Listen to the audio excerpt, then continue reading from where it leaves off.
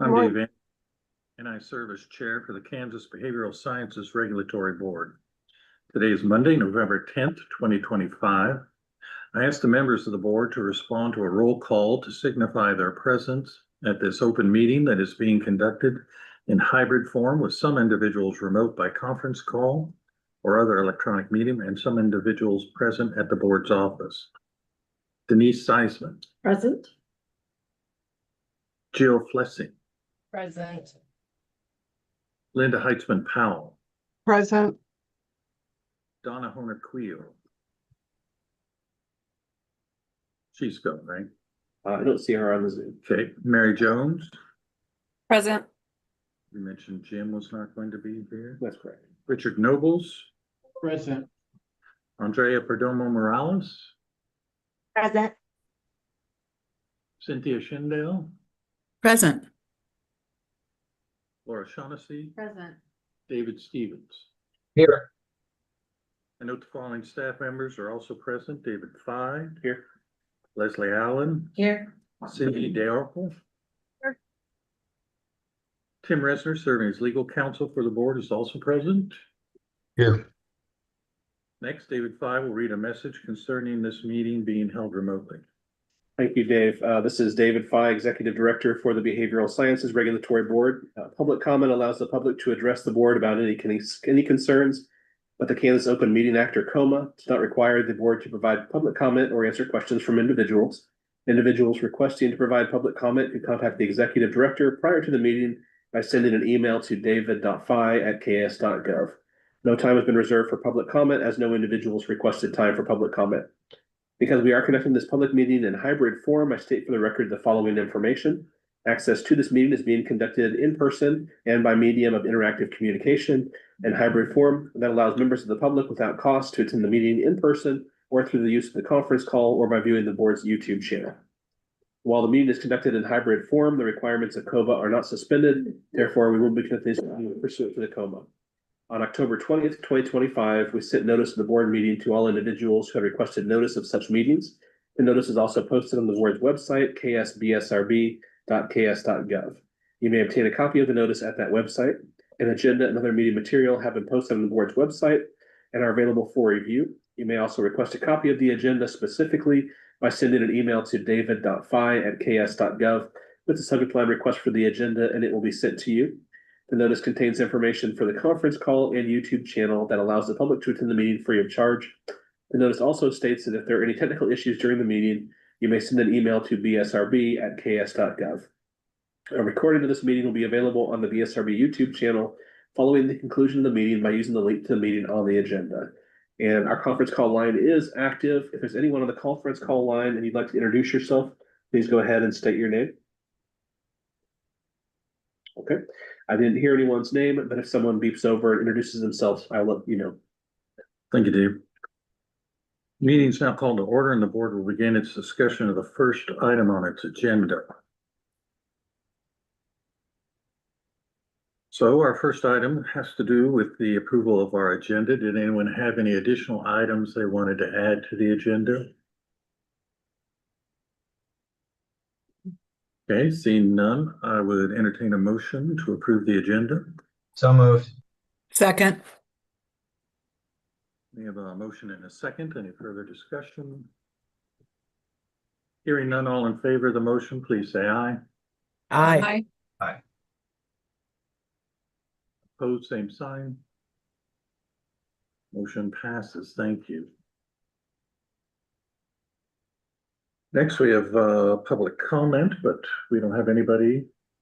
That's right. Okay. The next item on our agenda is recognition of the executive director for 5 years of service. Steve, for me anyway, as one of the people who sat on the committee that hired the new ED, and we did that during COVID, and I think Dave had been on the job almost a year before we met in person, right? That's right. Yeah. Yeah.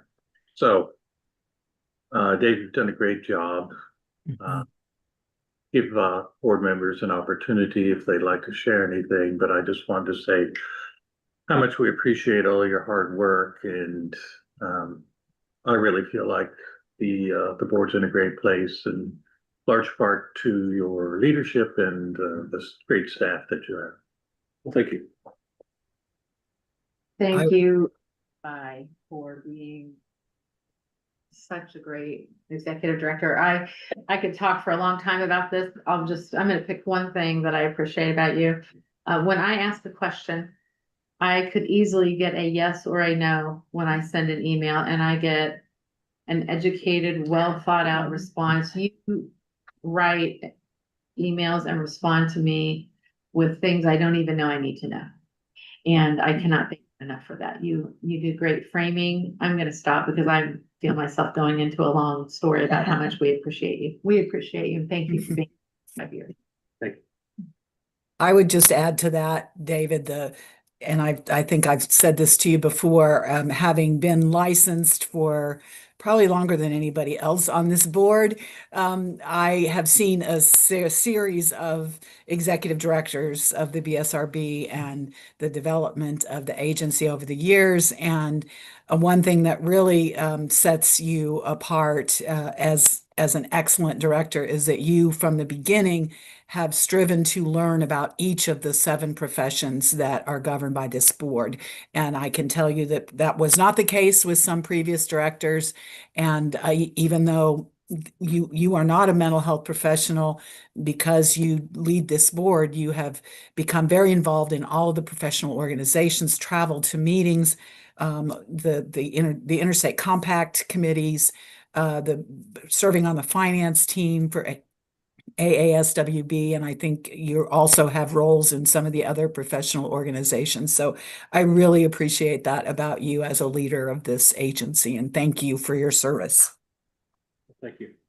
I'd like to add ditto to all of that, but just having the opportunity to work with Dave at national level organizations, reputationally, you are so strong, Dave, and people really find your expertise, your measured responses, your thoughtfulness, the fact that you can contribute the way we are a composite board, you contribute insight and resource and give to those other committees, and they all, without fail, say the nicest things about you, about your competence and the work that you do. So not only do we recognize it, it's recognized elsewhere. So congratulations on 5 years.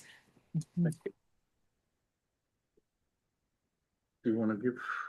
So I would also like to say thank you, because I 100% agree with what everyone has said, but also as the newest profession on the board, I appreciate the way that you welcomed behavior analysts into the jurisdiction of the board and worked to make sure that we had a voice and representation, and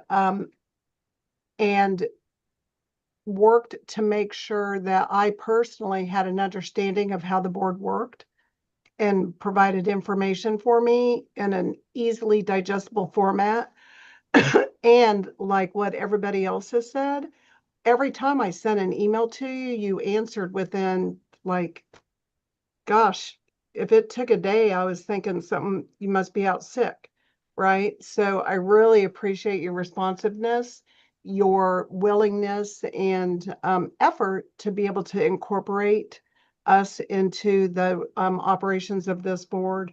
And I can't say thank you enough. Well, thank you. Can I add something? Absolutely. From staff, we thank you as well for being an excellent leader and always listening to us when we have something to say. Well, thank you, Leslie.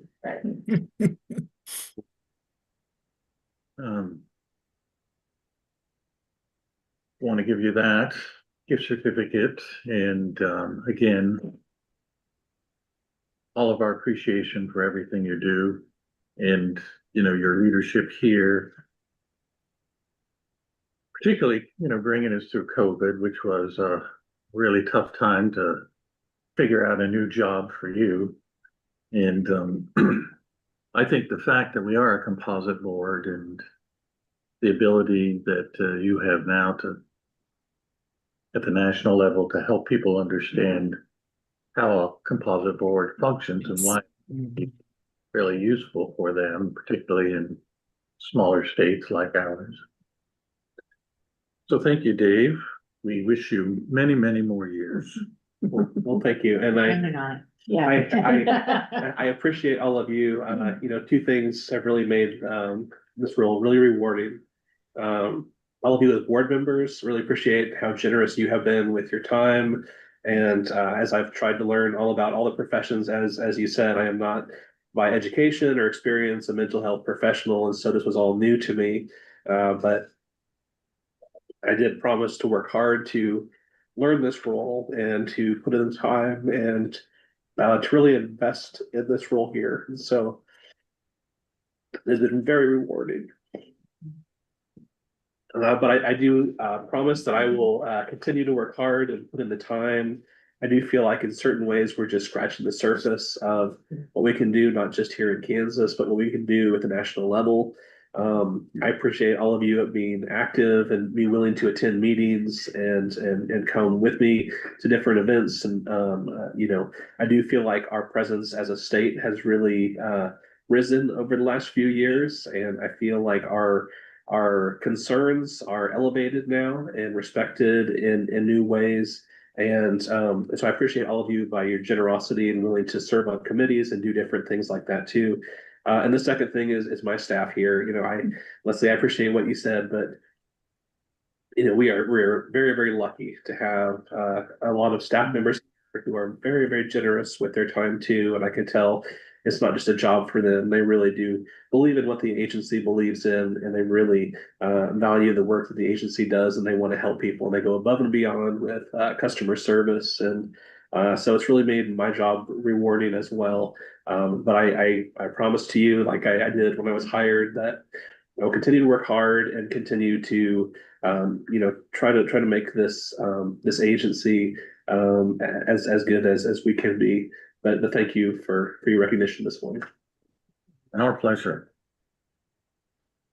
All right, well, that takes us to review and approval of minutes from previous board meetings. We'll start with September 8th. So everybody had an opportunity to review the minutes and any changes. I would move they be adopted as drafted.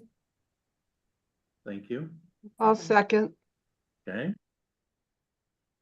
So we have a motion and a second. All in favor, please say aye. Aye. Opposed, same sign. Motion carried. Thank you. That leads us to the minutes from September 29th. Everybody had an opportunity to review those. Any changes? Seeing none, I would entertain a motion. I move that they be adopted as presented. Thank you. Second, thank you. We have a motion and a second. All in favor, please say aye. Aye. Opposed, same sign. Motion carries. Thank you. Dave, that takes us to the executive director's report. Well, thank you, Dave. I know we have a number of items on our agenda today, so I'll highlight some of the items that I included in my report. First, you know, I always like to give an update on our steps forward with our YouTube channel.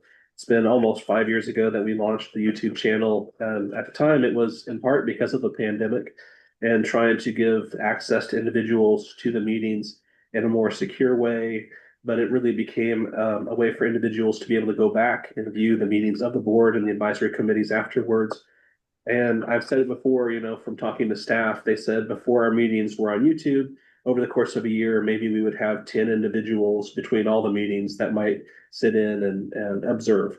And now, you know, over the course of 5 years, we have broadcast about 223 different meetings or uploaded those videos after the fact, and they've been viewed about 12,026 times. So really encouraged by that. We're not entertainment. Somebody jokingly called us a YouTuber recently, and I said, well, yes, in the positive way, in which that is, you know, we're we're trying to help get information out there. And I've heard some positive comments from licensees that they're able to follow some of the discussions. Some students have really attended or gone back and watched some of those things, and they've expressed the value in that too. But I really do think it's a nice level of transparency too. And so it's been a nice tool for us. And to see that thousands of people are watching those meetings, it's encouraging. In terms of another item, in terms of outreach, I wanted to give you an update on the survey of licensees. As you recall, earlier this year, we did a survey of all of our licensees, and in total, about 4,000 total licensees responded to our survey questions. I have been working with my staff, and a lot of them have done a lot of work in terms of going through and sorting those responses. And they really have put in a lot of time and effort into that. And so our goal is to have that project wrapped up by the end of the calendar year. So there should be a final report for each profession, and then there's also a comparative report. And we'll start to get into the comparative information between professions today. But that's where that progress is. And so hope to have that all finished by the end of the calendar year. And then perhaps we could even share that information with the different associations, and then maybe even present some of that when we get into the legislative session in terms of sharing information about how we're helping in terms of workforce issues and other things with the budget committees and the other committees we talk to. So, in another term of outreach, Leslie and I talk to groups of students on a regular basis. Sometimes those are in person, sometimes those are remote. When we do talk to students, sometimes we go to the campuses if they're close or somewhere we can visit. So 2 upcoming meetings, we will be talking to some psychology students at Washburn. And we did that on September 11th. And then also we talked to some fellows with the KUMC program, and that was September 26th. So we are trying to reach out to other programs we haven't talked to in a little while. Most of our meetings we have with students are in the spring as they're getting close to graduation, but we do get a lot of positive feedback that it helps with the licensing process, and then also to give them some awareness of expectations in terms of discipline and that kind of thing.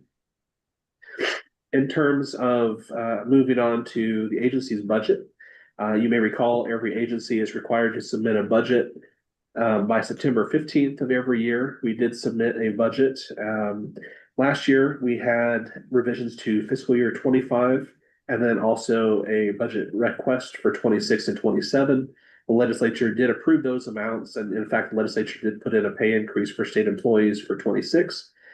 This year, when we submitted our revised budget estimate, it was a revised budget estimate for 26 and 27. We submitted for the same amounts that were approved by the legislature last year, with one small modification. It's more of a correction, and that is because the legislative pay increase was put in, it was only added to 26, and it really should have been added for 27 for the agencies that had to do what's called a biennial budget for 2 years. And so really it's just a correction that a lot of the agencies like us are going to have in their budget to make sure that that continues across future years. Not that it would continue to go up, but it would just be the same amount, and the money would be added for both years. And so that would come from the fee fund. In terms of some legislative updates, I do want to make you aware, I was asked to present testimony a couple weeks ago at a special committee on commerce. This was on October 23rd, 2025. It was just a short little 15 to 20-minute segment of their overall topics for that day, but they were looking at different agencies like the Board of Healing Arts and the BSRB to get some testimony on implementation of multi-state compacts. And so it gave me an opportunity to talk about SIPAC and how SIPAC was designed. And then it also gave me an opportunity to talk about the Social Work Multi-State Compact and how we were the 7th state to pass that legislation. So we were sort of on the ground floor of being able to get that set in motion so that states could start appointing compact commissioners. And then once the commission could meet, they could start to have discussions about leadership and passing bylaws and then making rules. And now with that compact, we're to the stage to where we're trying to select a vendor for their data system, and then that contract will need to be negotiated. But I was thinking to myself, this was a great opportunity to kind of outline a lot of the steps of these compacts. The legislature in Kansas has passed, I think, around 15 multi-state compacts, but a lot of them were designed very differently. Some of them have a limited scope of practice, like SIPAC, where it's mostly for telehealth for psychologists. Some of them have a full multi-state license, like the social work, that if you get a multi-state license in your state, you can now practice in person or remote in all other compact states. Or they could have a privilege model, which is what professional counseling uses, where once that compact is operational, you would be able to basically apply to a specific other state for a privilege to practice in that state. But you would pay separately for each individual privilege you wanted. And because these were created with different individuals who were part of the drafting, they were all designed a little bit differently, and they're all implemented differently, and the cost to the states are all a little bit different. And so I basically walked through the normal parts to implement a compact and then where we were at with each of the compacts. And so I did receive a couple questions in terms of the background check that the board is in the process of implementing for our licensees. And I do think, based on the conversations I had with KBI in preparation for that meeting and also with our legal counsel, I think an emergency regulation would be helpful to clarify the ability of people to be able to opt in for a background check if they are currently licensed. So I think that's one of the items on the agenda today that I'll bring forth to you. But basically we are trying to help our licensees be eligible for those compacts, but because they were designed all differently, it required different things from different states. And so if you do want to go back and watch any of that testimony, it is on October 23rd, 2025. And like I said, it was just one small item in a full day's agenda of other topics. But I do think that they appreciated the testimony I put forward on that. In terms of our budget, prior to last year, the budgetary process generally began the first week in February during the legislative session. Last year, the legislature decided to try a new process in which the legislature would essentially have reviews of agency budget submissions in the fall. And rather than start with the governor's recommendation as a starting point, the legislature could have the choice of starting from what they might put forward as their initial recommendation based on those fall meetings. So this year they are, I think they have talked about doing a similar process as last year. And so there was one meeting that has occurred so far. I think it was maybe October or maybe November 4th. The BSRB budget was not part of the budgets that were reviewed that day. So I anticipate they will have another meeting at some point and they will hear other budgets. Our budget is basically at the approved amounts for both years, and I don't think there's anything controversial in our budget. But if given the opportunity to provide testimony, I will. Usually in these fall budget hearings, the agencies are not at the microphone talking. It's mostly the representative from the Legislative Research Department who does a quick summary. They ask questions. If there are topics, perhaps they will dig into those on agency budgets, but our budget is pretty non-controversial in my opinion. So, but I'll be willing to help out with whatever they might ask. But right now I don't have a date for that meeting. It might happen in the next month or so. And then in terms of other items here, we do have a few updates later in the meeting in terms of national associations. So I did include here just a list in terms of the different associations we work with. Those are the ASPPB, the Association of State and Provincial Psychology Boards. There's also the Association of Social Work Boards, the American Association of State Counseling Boards, and also the Association of Marriage and Family Therapy Regulatory Boards. It's not a comprehensive list, but I do try to volunteer and serve on different committees for those different groups. And that is continuing to go well. And I've put in requests to basically stay with the same committees that I had worked with for this past year. So, and then just to highlight a couple other things, in terms of my day-to-day work that I do for the agency, I realize some of that may not be all visible. And so I try to kind of give you a little rundown of some of the different meetings that we facilitate here on behalf of the board that are relevant to the work of the board. And then also some of the meetings that I attend on behalf of the agency. And so I do want to let you know, there has been a group that has been meeting for the last year and a half. I've referred to it as NASHB a few times. And that is a group that the BSRB partnered with the Department for Aging and Disability Services, representatives from the Board of Regents to put forth a request for a federal grant that we were given a couple years ago.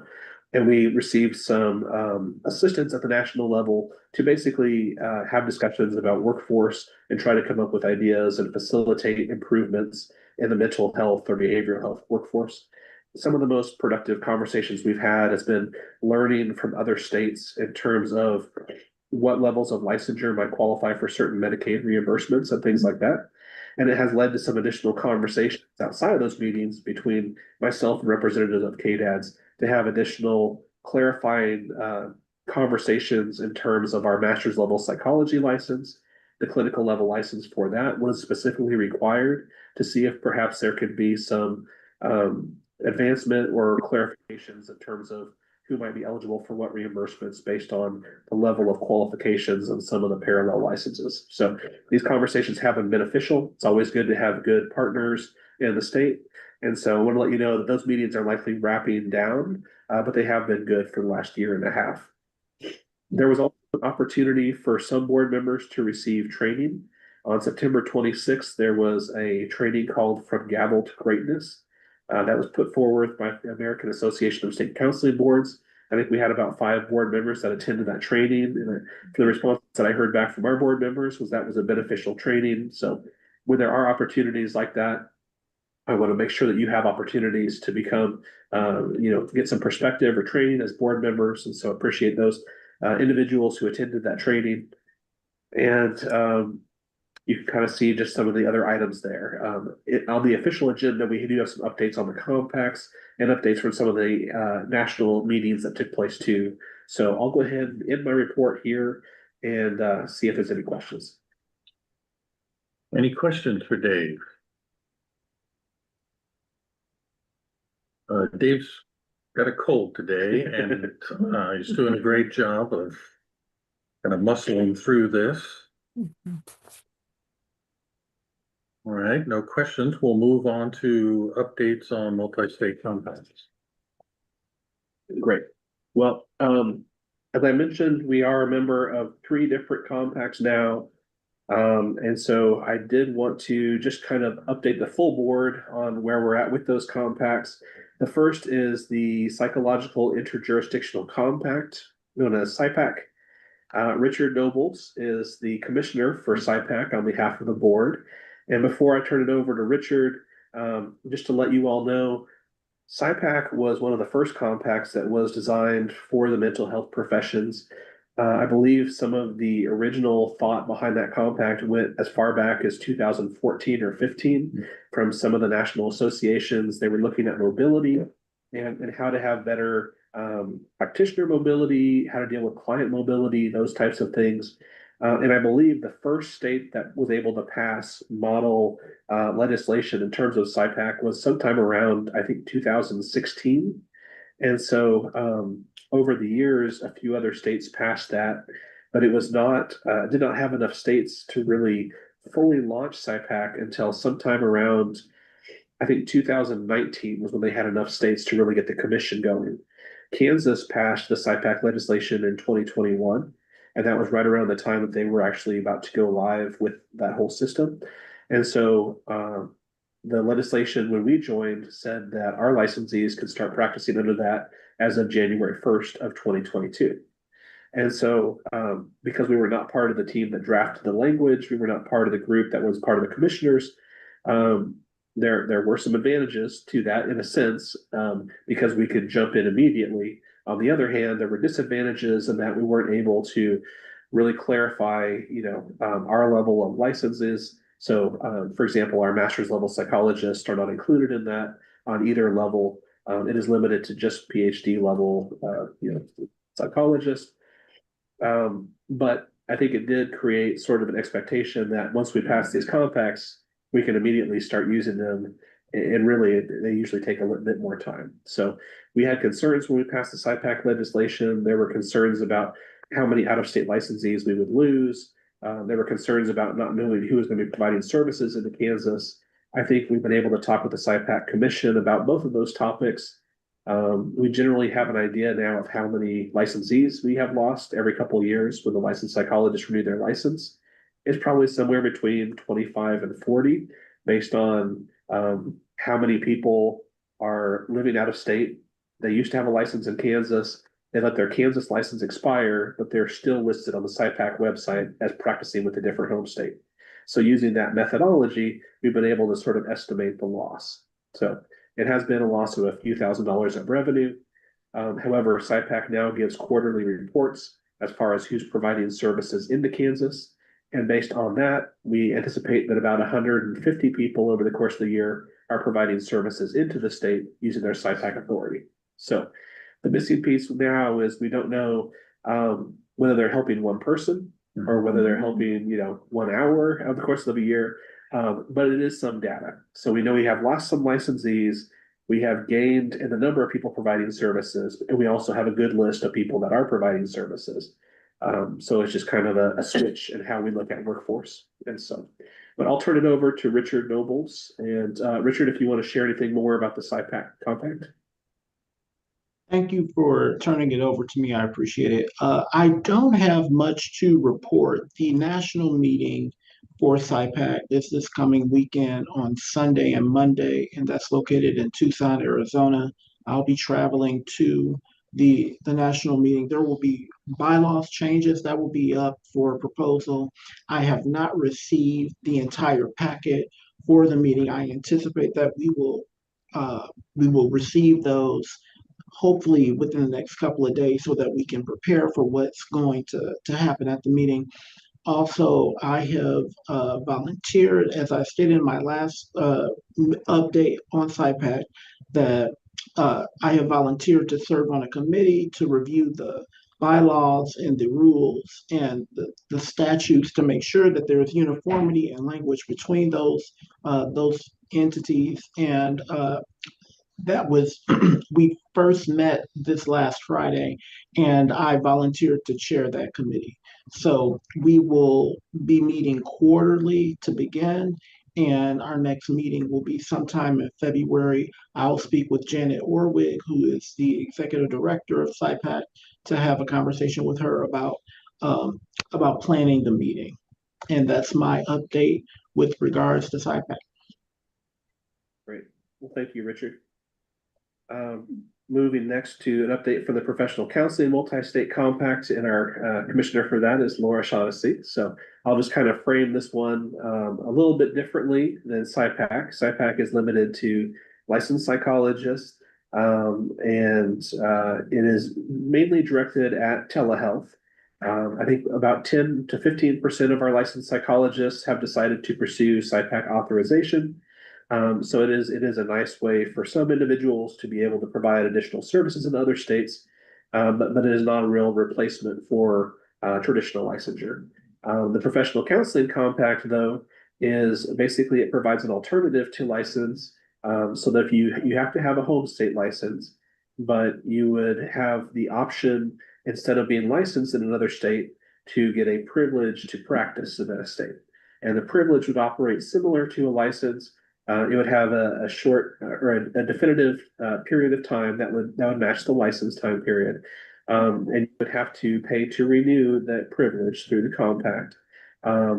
But it would allow both in-person and also remote practice. And so we are in the process of implementing that. That compact has recently gone live.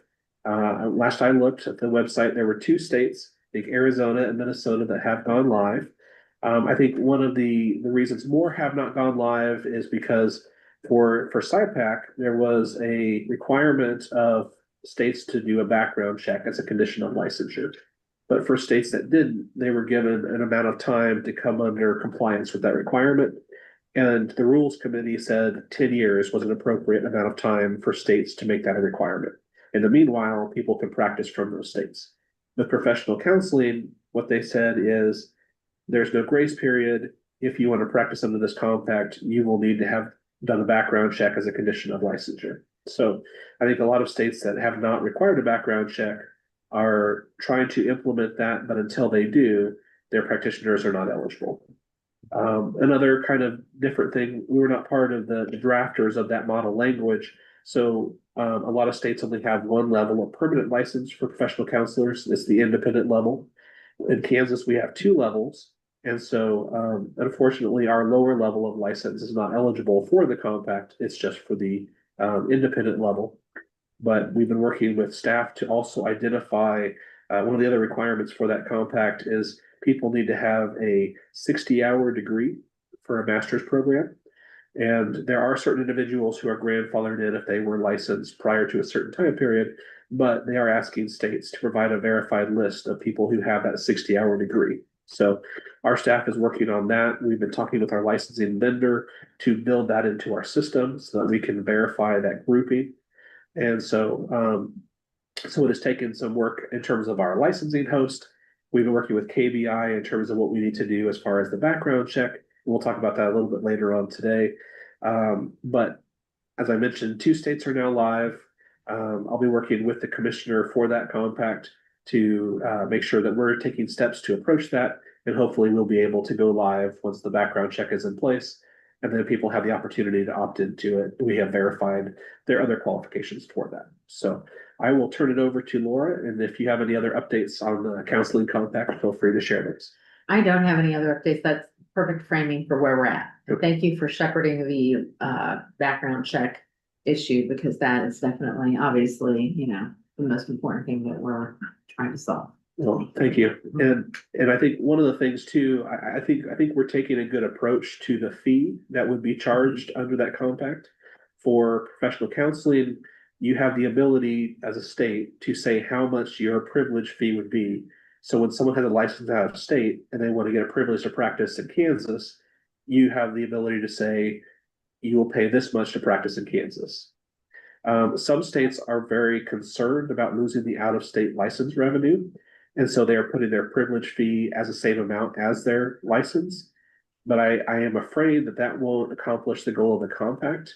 I think if you set that fee at the same amount as your license revenue, it's just another way of, doing licensure. It doesn't open things up. And I think the goal of that compact was to allow better practitioner mobility and better client mobility, with the idea being you still have to have a license in one state, but if the compact privileges are low, then you would be able to maybe, instead of being licensed in 3 states, you're now licensed in 1 state, but you have a privilege in, let's say, 7. Then you're able to provide better services to clients when they're in different states. So that's the model. And I think the board has taken a position to make that fee low, the $25 privilege fee, which I think is a good amount. So It really makes us competitive. If you are out there choosing what states would I want to go into, this is not necessarily, it's not only is it not a barrier, it's a motivation to move to our state. So I think that was a good move. Definitely. And I think, to that point too, I talked about the 2 states that have gone live, Minnesota and Arizona. Arizona was very much afraid they were going to lose the out-of-state revenue, so they set their privilege, I believe, the same amount of their license fee. Minnesota set it much lower, and as I understand it, out of the 115 privileges that have been issued so far, I think 113 of them have been people getting the privilege in Minnesota because it was much lower. Interesting. And I think 2 people got the privilege into Arizona because it was so high. So I think that's probably what you're going to see. I think you're going to see people avoiding the higher privileges and really going after the lower privileges to expand where they can practice. So Dave, for the states that have gone live, have they talked at all about issues in regard to complaints and how they're handling those? So we had that concern as far as SIPAC, because that was one of the concerns is that, with the revenue from SIPAC going through the SIPAC commission, if you're losing out-of-state license revenue, another impact is more people providing services into the state. That's going to lead to more complaints. And so you're being asked to investigate more individuals without the revenue coming in to investigate them. At least SIPAC, and I think Cindy could probably weigh in on this too, at least for the psychology compact, we have not seen a significant increase in complaints for those SIPAC practitioners. But Cindy, do you want to weigh in on that topic? You're currently muted, sorry. I apologize. No, we have not. And maybe it's because it was just not full privilege. It is just which is not a in-person, it's not in-person practice. And so we're just talking telehealth. But no, we have not. I was very worried about how that would work out and how people would be able to find how to file a complaint. But at this time we have not, and I was very worried about that. And again, maybe it's just because it is telehealth, but we have had very limited complaints at this time. So, unknown. And I admit I was wrong. Well, I think it was right to have concern about that, but it is good, that has been the case. And we haven't had, more issues or complaints. I think as we continue to expand, I think, we will see if that's the case for all professions. So we don't know about professional counseling. And I think we won't know everybody who's gonna opt in to the counseling one at the same level of clarity. With our licensed psychologist, all of those individuals renew by June of even numbered years. So we have a very nice break in terms of who's getting a new license. And with professional counseling, it's really 2 years after you were initially licensed the first time. And so we will have to keep a rolling list to see, once we're live, how many out-of-state individuals do we lose over the course of this time period? And then, are we going to see an increase in investigations as people get privileges into Kansas?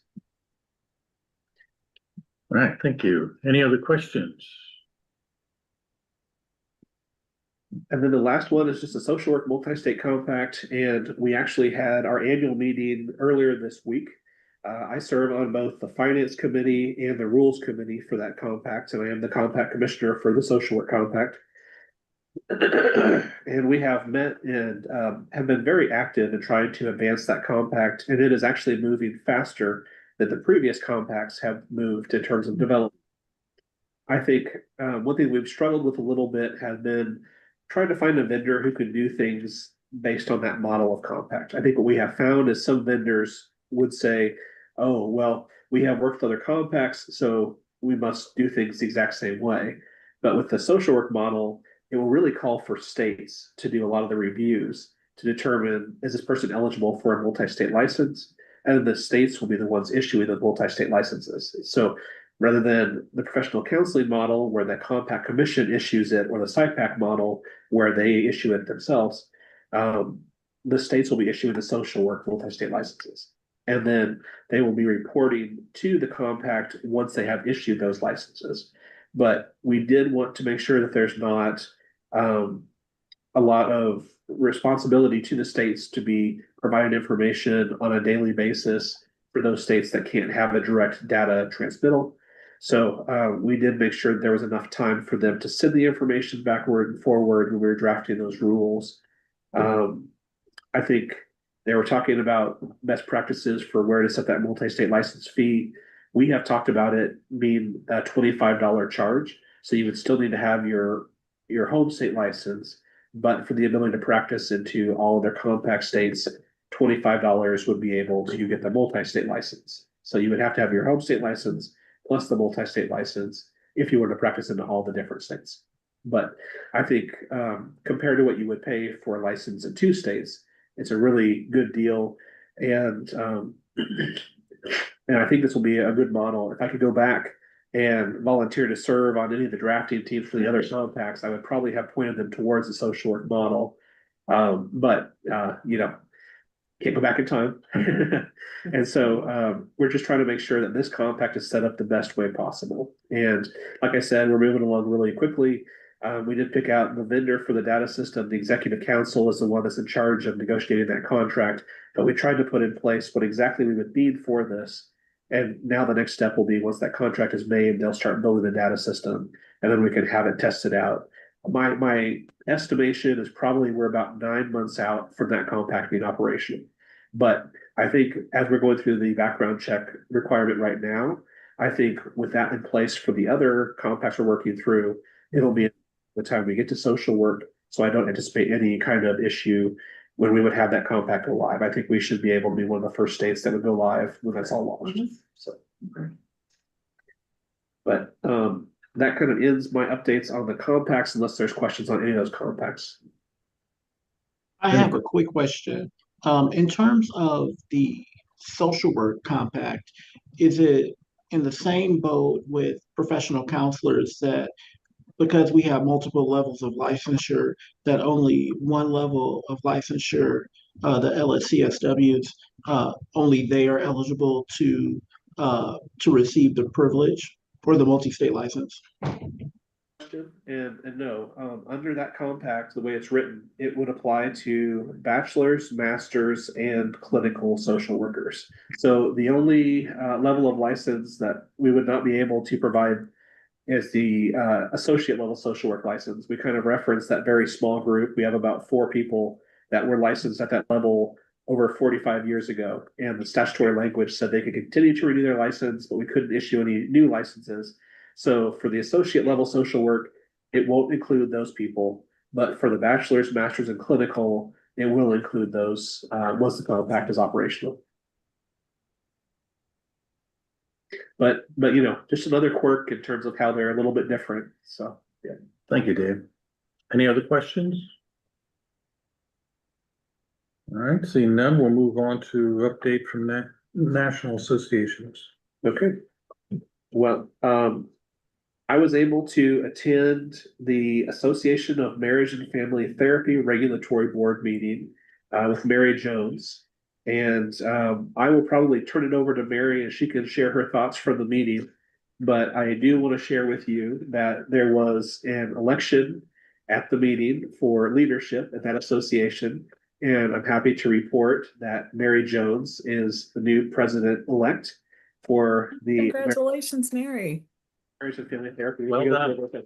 Yep. So yes, but I'll turn it over to Mary and she can share her thoughts from that conference. I do think we were both given the opportunity to present on our surveys. And then we were asked to go back up there and talk about our work on artificial intelligence. So I'll turn it over to you, Mary, and you can kind of share your thoughts on that. Yeah, thank you. The second part was a little bit of a surprise, but it worked out really well. It was a great conference. And again, for those who have opportunity to participate in these national groups with Dave, I think it's really important that we do that. Echoing what I said earlier, which is, you know, Kansas is really sort of standing out in some areas, not only because we have the composite board, but just the things that are being brought up and talked about, whether that's AI or issues around supervision, those kind of things we've been discussing for some time. And so I think there's a lot of validation around the direction of what we're doing as a board and how that's fitting into the national landscape. So I think kudos to us and to Dave for his leadership on that. As Dave mentioned, we did a nice presentation on our survey. There has been some follow-up. Dave, I probably need to talk to you about this if you haven't talked to Lois, but there's some follow-up requests maybe on how we can look at our data a little bit differently as it relates to test taking and perhaps supervision items too. So really great conference. It falls in line. The staff went to the CLEAR conference. After that, it falls in line with that, and I'll be able to go next year now in this role. So I'm really excited to be able to serve in that capacity too. Yeah. Thank you, Mary. And yeah, to your point, you know, growing up in the Midwest, we try to be humble, but I feel like sometimes that may not be as direct in terms of where I think we're at. You know, we don't like to hold ourselves out there too much, but I do feel like one of the first goals in going out to these conferences and attending is part of our duty to represent the state. You know, we need to be out there, but I think we have a responsibility to learn from other partners in the state or outside of the state and learn best practices. And now I think we're turning a corner to where we are putting out a lot of best practices and we're getting a lot of states ask us about things that we're doing. You know, some of it's looking at maybe our composite model, some of it's looking at our requirements for different types of licenses or how we do things as an agency or as a organization. And so it has been nice to kind of hear and see some of those changes. And so, Mary, appreciate you being generous with your time and your level of involvement, and look forward to working with you in your new role next year. So congratulations again. Mm-hmm. And you transitioned to the CLEAR conference. As you mentioned, that association piggybacks with a group called the Council on Licensure Enforcement and Regulation. And that is a group that does some trainings, but also provides some different speakers and education in terms of licensing, not just in the United States, but also outside of the United States. And I thought it would be beneficial for some of our staff members to get some training in that area. Our investigators had not received a formal training in a few different years. And so we took both of our investigators out to the CLEAR conference. And then I attended with Leslie, the assistant director, and also my assistant, Emma. And so we all found that experience to be valuable. And Leslie, do you have any specific comments you want to share from the CLEAR conference, or Sydney, if you have any comments you want to share from that, feel free. Well, sorry, I don't have much of a voice. One thing, we are not alone in our need for more providers. It is everywhere around the world, not just here. And everyone is trying to think creatively to come up with ways to help people, get into the profession and stay in the profession. I'm gonna save my voice for the rest of the stuff I have to present. Yeah, I don't blame you, but thank you for attending that. And I do want to make sure, as we talked about our board members and the opportunities we want to provide to them, I think we also want to value our staff and provide them opportunities to have them, be learning about what's going on in other areas outside of the state too. And so I really want to invest in those members who are investing in us too. So, and then Cindy, did you want to share any comments from the CLEAR conference? I just related the opportunity to talk to other people that do the same thing that I do or a little bit different and find access to some of the resources that I needed. So we have certain I wanted to say things, so I'll say things that we have to do. And so I found the someone who could give me a way to find some of the resources that we need without using the big words, but like here's how you access this certain resource that we were having trouble finding. Here's the best way to reach this person. Really specific things that I came to the conference to find, and some ways to reach this person in the future should I need help. This agency here, that if I have problems in the future, I can talk to this person. Hey, here's my card. And so some resources like that in the future, some really big agencies and some really small agencies, some things that we're already doing that they said, hey, that's great. Can we use that too? So a lot of information sharing, some really specific things that we do and some specific things that we do. And so that's what I really appreciated. But I went to that conference with like the first thing I did was, hey, do you do this? How do I do this? I mean, like I had that, like I almost like don't interrupt this person. I came there with a really specific goal and found it really quickly, and they emailed me back that day. Well, that's great. And that is so invaluable in so many ways. Sometimes when you only know your system, you may make improvements in your system, but being able to have contacts, outside of your state where you could ask those questions and say, what do you have a process on this? Or how do you resolve these types of situations? I think it's incredibly valuable. And then having those contacts that you can reach out to for your questions, really, really valuable. So thank you again for attending, Cindy, and Joan, our other investigator, was able to go as well. So, and we're going to look for more opportunities to provide trainings for both of them as well, at least opportunities. The next item on here, as far as the National Association meetings, we have 7 professions, and some of these professions are more standardized and regulated for psychology and social work. There are very well-established regulatory board associations that provide assistance and support, things like the national examination and different things like that. But there are other professions that we oversee and regulate that don't have the same level of standardization. But I wanted to make sure that we are getting out there and learning about what other states are doing, and the hope that maybe someday we can have more standardization. I really do think the multi-state compacts have been popular to licensees in the different states, but when states are a little all over the board in terms of what they're requiring for practice or scope of practice, it makes it difficult. So I wanted to provide an opportunity for us in the area of addiction counseling, to learn about what is being talked about at the national level, to maybe make some contacts in different areas. And so I apologize. I know the full name on here is now, I understand that is not what NADAC is called today, the National Association of Alcoholism and Drug Abuse. That was the previous name. And now I understand that they go just by the acronym NADAC. I'll turn it over to Jill Flessing, our addiction counselor, board member. We're able to attend the NADAC conference and bring some information back. So I'll turn it over to Jill, and Jill can share her thoughts on the NADAC conference. Jill, what is the C for? Well, it isn't an acronym anymore. Just like DECA doesn't stand for Right. DECA anymore, or like what it used to stand for. It stands for the Association of Addiction Professionals. Okay. I was just going to echo what David said about attending the conference really highlighted the very varied approaches to addiction counseling across the states.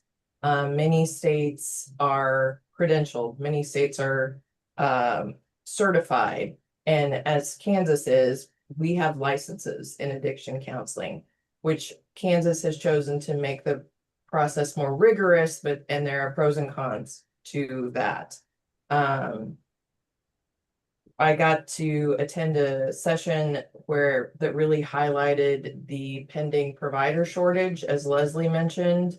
There was a graphic based on HRSA data of providers are needed at increasing at a rate that the same rate is decreasing. Providers are actually decreasing. The need is increasing, but providers are decreasing. I got some information on the legal ramifications of Delta 8, which is legal in Kansas, versus Delta 9, which is not, and what that could mean for the state of Kansas. But I appreciate the opportunity to attend with David and get some perspective on a national level, and to note that the NADAC conference is in Kansas City next year. And David and I talked about the possibility of presenting at that conference. We talked about maybe asking to discuss our licensure-based system versus in some states, an associate's degree has the same privileges as a PhD, and everything in between. And I wanted to open that up to the advisory committee and see if anyone on the advisory committee had thoughts about a presentation that they would like to give. So that's pending, that's TBD. And I would ask David to give any additional thoughts he had about the conference. It was the first time I've been to a NADAC conference. It was an interesting experience. And I think we were a little uncertain of how to navigate. Okay, how do we get information about licensing boards when so many of the states present are not represented by a licensing board? Yeah. So that was a little bit of a challenge, but it was interesting, and I think it, gave us a step into being there on the national level. Dave, I don't know if you had other thoughts. Yeah, no, I think that was a really good explanation. And I think there was a session that I attended that was talking about the NADAC Code of Ethics, and was basically saying what the distinction is between that versus what your requirements might be in a state. But I feel like the way they explained it maybe wasn't the most clear. I feel like they said, well, our standards are the highest, so it really doesn't matter what states are saying in these areas.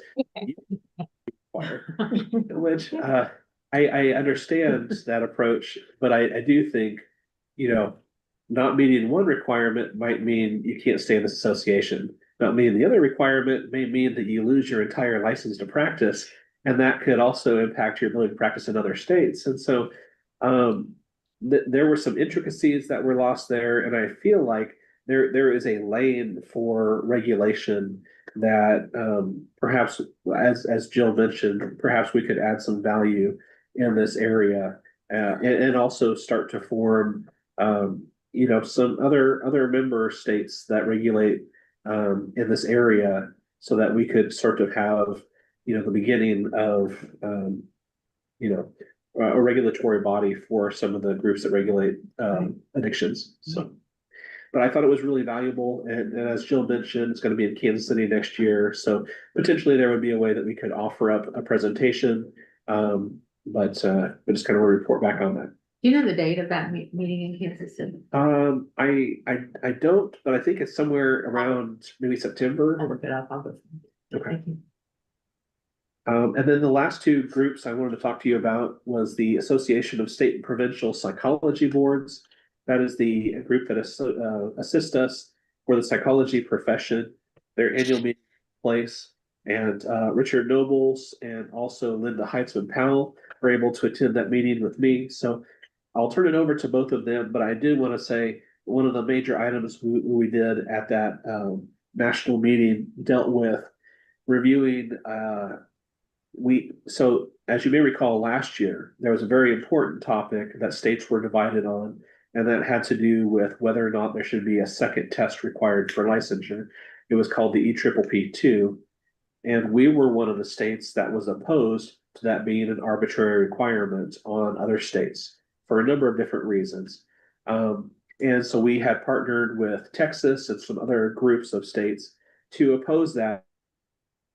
And our hope was that we could persuade the board of ASPPB not to make that a requirement for all states. And thankfully, right before the national meeting, we were able to convince them to withdraw that requirement. So that second test is not being made a requirement. However, there is a task force that is looking at taking the aspects of that test plus the original test and creating a new test where they are merged together. They have had some town hall discussions as far as that process and listening sessions. And maybe Richard and Linda could talk about their takeaways in terms of how that process is going. There are some specific details that are not made public yet. However, last year, the process of making changes as an organization also came to the forefront. Their bylaws had not been amended in about 12 or 13 years. So there was a year-long bylaw revision task force. And I served as a member of that task force. And one of the days of the annual meeting, it was working through all of the revisions that team had put forward. And at the end of the day, I think they're in a much better shape. I think they allow a lot more transparency. I think they allow for a lot better communication with the entire body. So I think we did a lot of really good work there. But I'll turn it over to Linda and also Richard, and they can share their takeaways from the ASPPB annual meeting. Well, I'll go first because mine is probably not as long as Richard. He was taking very good notes during the meeting, so I'm going to rely on his note-taking ability. But this is one of those opportunities that David allowed me to participate in that I was talking about when I was saying thank you, because I was the delegate for Kansas. So I was able to get with Richard and David on each one of the questions and the motions that we needed to vote on, and was able to represent our state at that international meeting. So that was really exciting to me to be able to take part in that process. From there, I'll hand it off to Richard for a more detailed report. Thank you. No, I appreciate that. And just want to go over a couple of things that happened at the meeting. As mentioned already, there was the vote on the changes to the bylaws, and all of those, most of those passed, I believe. And we voted on a final version, and that passed. We also voted on leadership for ASPPB. The president-elect, as well as a member at large, were elected to the ASPPB board. The theme of the meeting was on supervision, and there were a lot of different conversations about supervision. So I'm going to sum up a few things, and you can ask me any questions about any number of the items I'll lay out here. We had a discussion about establishing whether or not it would be if it would behoove us as psychologists to have a uniform licensing act across jurisdictions. That's really complicated, especially since we're also dealing with Canada as part of the ASPPB board. We talked a bit about reviewing guidelines for supervision. We talked a bit about the promotion of ethical supervision across multiple domains of development. So ranging from the practicum years into internship and into postdoc. We also talked, as Dave mentioned, about the EPPP and where they are with either combining the test or reforming the test. I think that they're hoping to be done by 2027, and there will be continued town halls over the course of 2026 to get input from the public about the revamping of the test. I think that for me, the the best session was the last one, and that was one where we talked about supervision as a sanction. So all of us, well, most of us on the board, when we in regulations, there can be supervision as a as part of a sanctioning of our licensees. And we had a really good presentation about what that could look like, the brass tacks, so to speak, of having supervision be a significant part of sanctioning licensees when discipline is warranted. Just a couple of more things. We talked a bit about the regulation of master's level psychologists, and I wish that Dave Anderson were there to hear that discussion. It was that was a very interesting discussion, and Dave, I can talk with you about that offline. And that is about it in terms of a 35,000 foot view of what the meeting was about. It was a very good meeting, and I'm glad that I had a chance to go. One more thing I would add. So there's also a portion where each jurisdiction talks about what's going on for them with respect to regulation. And time and again, I thought to myself and mentioned to Linda that I'm really glad that we're in Kansas because we do, I think, some cutting edge work when it comes to the the licensure and the regulation of psychologists as compared to our colleagues across Canada and the United States. I couldn't agree with you more, Richard. That was a great report. The theme of the whole conference was supervision, and I also thought it would be nice to have some of our master's level people be able to be involved in that because of the discussion that is going on. I think there's information that we can take back to our advisory committee about supervision to look at what Kansas has on their books versus what some of the other states or jurisdictions have on theirs. And the concept of supervision as professional development versus supervision as sanction. And I agree, Richard, it really was a great presentation. Thank you. Thanks, David, for the opportunity to go to that. Yes, thank you very much. Would you add anything to that, Dave? No, I think you both did a great job of explaining that. And yeah, it was funny, we spent an entire day going item by item with those bylaw revisions. And I think that was very challenging for some people. For me, I loved it, digging into the details of all of that. And I thought there were some great discussions and great debates. But it really felt like, the body was having active input on the decisions of the organization. And I think that association has really been criticized or come under fire as perhaps there being a handful of people trying to control the organization and not allow everything to get a lot of input or discussion. So I thought as an activity that was fantastic to allow the body to really have that exchange. And some of the ideas put forth by the task force were adopted. Some of them were not, they were changed. And I think that's great. That's just part of the process. So I do think, while some people were exhausted by the end of that day, I really thought it was good for the organization and for the organization going forward. So I appreciate you both for attending, and yeah, thank you for that. In terms of the last item on here, the Association of Social Work Boards, that annual meeting took place just this last week. I got back yesterday at the airport. Thankfully, no significant delays or canceled flights. But that was a meeting that took place in Indianapolis, and I attended on behalf of the state. There was the social work compact meeting that started those meetings. So I attended the compact meeting first, and I have already kind of discussed what we talked about a little bit at the compact meetings and some of the advancement, the decisions that were made there. But then the social work advisor or the social work annual meeting for ASWB, there were some good updates that were provided. That association has not had an increase in the fee for their licensing examination in 14 years.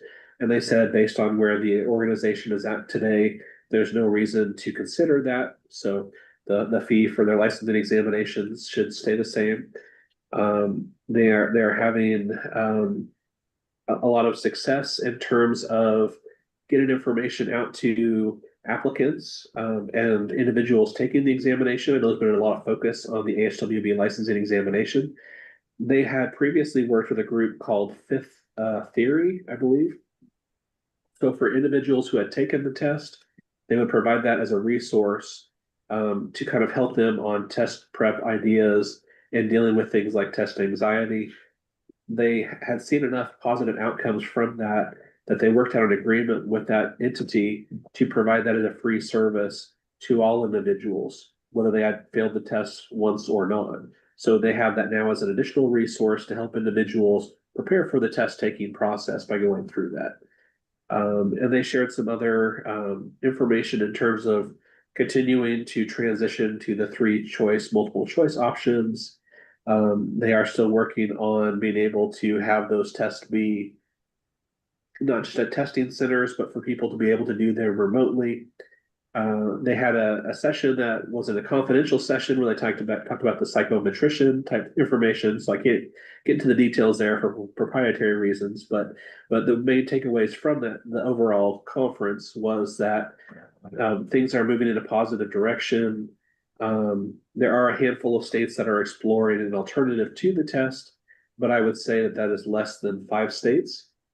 And the states that are exploring that option, some of them are looking at it from the perspective of if someone has struggled with the test, here is an alternative route that they can pursue. For other ones, they may not have the same level of permanent license, so it's not really an apples to apples. It may be that they had a level of license that wasn't considered permanent, and they have gone back and forth on whether a test was required for that non-level of permanent license or not. So if you have more questions about any of those specifics, let me know. I can try to pull that information. But the other information that was done there at the meeting was focusing on the business of the association. There was new leadership, new individuals were elected. They also highlighted on some of the legal cases of significance too. There is some question about what is speech versus what is conduct at the national level. So we're following those cases to see where that will all fall out. But I'll provide more information on those cases when they reach resolution. They usually take quite a bit of time. I think one of them, all of the arguments are done, but the decision by not expected until sometime next year. So we'll probably have more information on some of those debates as well. But just kind of wanted to provide a little bit of an opportunity to update you on all those national association meetings. I think with the exception of the SIPAC annual meeting, I think we are done with meetings for the year outside of Kansas. But do want to thank Richard for attending that meeting and look forward to him sharing the information when he brings it back after that. All right. Thank you, Dave. Any questions before we move on? Okay, seeing none, that takes us to staff reports. I don't have anything except that the numbers of license fees are in the board packet that we always provide. And I think last time we talked about the number of addiction counselors had dropped between July and September. The number has actually gone up a little bit between September and November. So not sure where that's going to all shake out to, but you do have your historical chart. We try to run these numbers every couple of months. You can see the overall trend. And while addiction counseling is one of those that is moving back and forth a little bit, the overall numbers do continue to grow. Between September and November, the numbers increased by about 200, from 16,586 licensees to about 16,785. So it wouldn't surprise me if perhaps by the next full meeting in January, those numbers are very close to about 17,000 permanent licensees.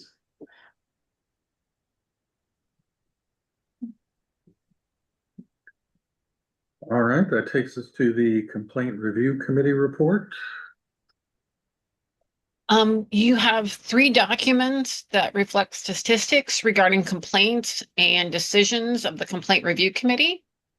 The second document indicates that we have received 77 complaints this year. This puts us at almost on track with where we were at this time last year. Last year we had a very large increase of 250 to put us at 254 cases for the fiscal year.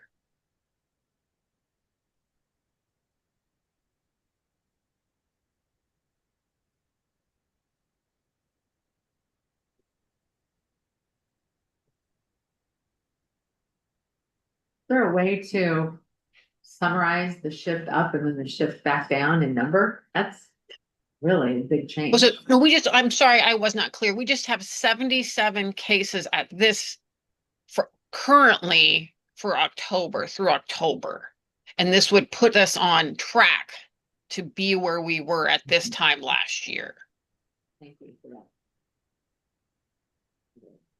And so the total last year was 254 total. Fiscal And it looks year. like we're on track to be for 254 next year also. Cindy, you and I have talked about this a little bit as far as the reason for the increase. It looks like there's 3 factors that are most likely to cause. One, it looks like there has been an increase recently of complaints against people that are not licensed by the BSRB. Now, some of this could be some natural confusion about, we tend to get some complaints against psychiatrists, even though they're under the Board of Healing Arts. But there's also individuals that may be in a certain care facility and they file complaints against anyone who might give them some care or treatment. Some of the people can be in administrative functions, so they may not be licensed by the BSRB. So there may be, there has been an increase against individuals not licensed, but those are not all against people that are, providing services when they really should have a license. Some of it is just this is a complaint we received, it was investigated, it turned out that it really didn't involve practice and it's not against a licensee. So there has been that. It seems like another item was workplace related cases against someone in the workplace or supervision related cases. Mm-hmm. That would be another one against a supervisor or either in an employment context or as in any type of supervisor. Yeah, and then I would think, a couple of potentially unresolved items that we're monitoring to see. We know that licensee totals in general are going up. So some of that's going to be a product of that. As our overall number of licensees increases, proportionally, we will probably see an increase in the number of complaints just because of, how the trends work. But, there have also been some decreases in requirements for licensure over the last few years. And we don't really know if that is having an effect or not. We did our surveys, and some of the information that we saw in the surveys did reflect some concerns. There were some comments in different professions that said it appears people are becoming licensed that seem less prepared to deal with certain things, at least at the independent level. And so at the moment, I don't know if we can draw a conclusion necessarily, but we'll continue to monitor that and see. But that, since we have our survey data and we have those comments, and we're also seeing an increase in the number of licensees or the number of complaints, we'll watch that. But that is at least something I wanted to throw out as a possibility, is something we'll continue to monitor. So, in case we do not encourage or we do not discourage complaints. We answer our telephones, and I think we provide a very good service to people. But if someone contacts us, we do not We say we do not encourage, but we tell people how to file a complaint.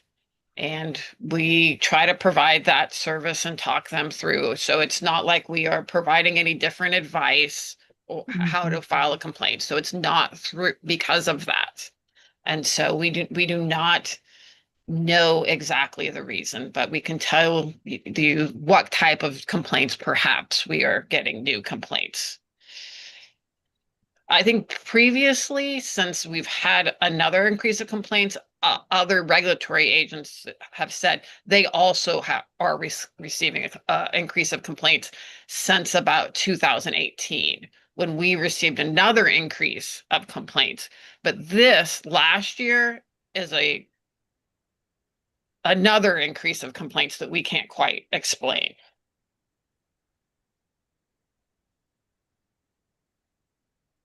Thank you. Do we think there's any difference in just uh, public awareness of Yeah, licensure that's and the ability to complain? that's what I was trying to explain, that that perhaps was the increase in 2018 is that we answer our telephones. We provide a really good customer service. We have a very good website. Um, we investigate all the complaints that we receive, and we investigate all the complaints that we receive that we have jurisdiction. And so I think that might have been a previous increase in complaints that we received as we go through the graphs. That does not explain, I do not think, the recent increase in complaints. When 10 years ago, we had, okay, let's go back 15 years ago, we had 80 complaints a year. And so that might explain a previous increase that does not explain last year's increase. Well, 10 years ago, we didn't have all the licenses that we have now anyway, but it was still significantly less complaints. Any other questions or comments?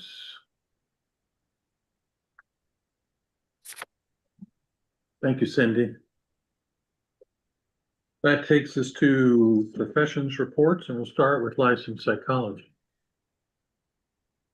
Good morning again. The Licensed Psychology Advisory Committee met on Tuesday, I believe it was the 14th of October, 2025 at 6 p.m. We had a few different items on the agenda. One, we selected a new member to the advisory committee. We had someone that had rolled off, and we selected a new person. We had continued discussions regarding the surveys, and that's been aforementioned.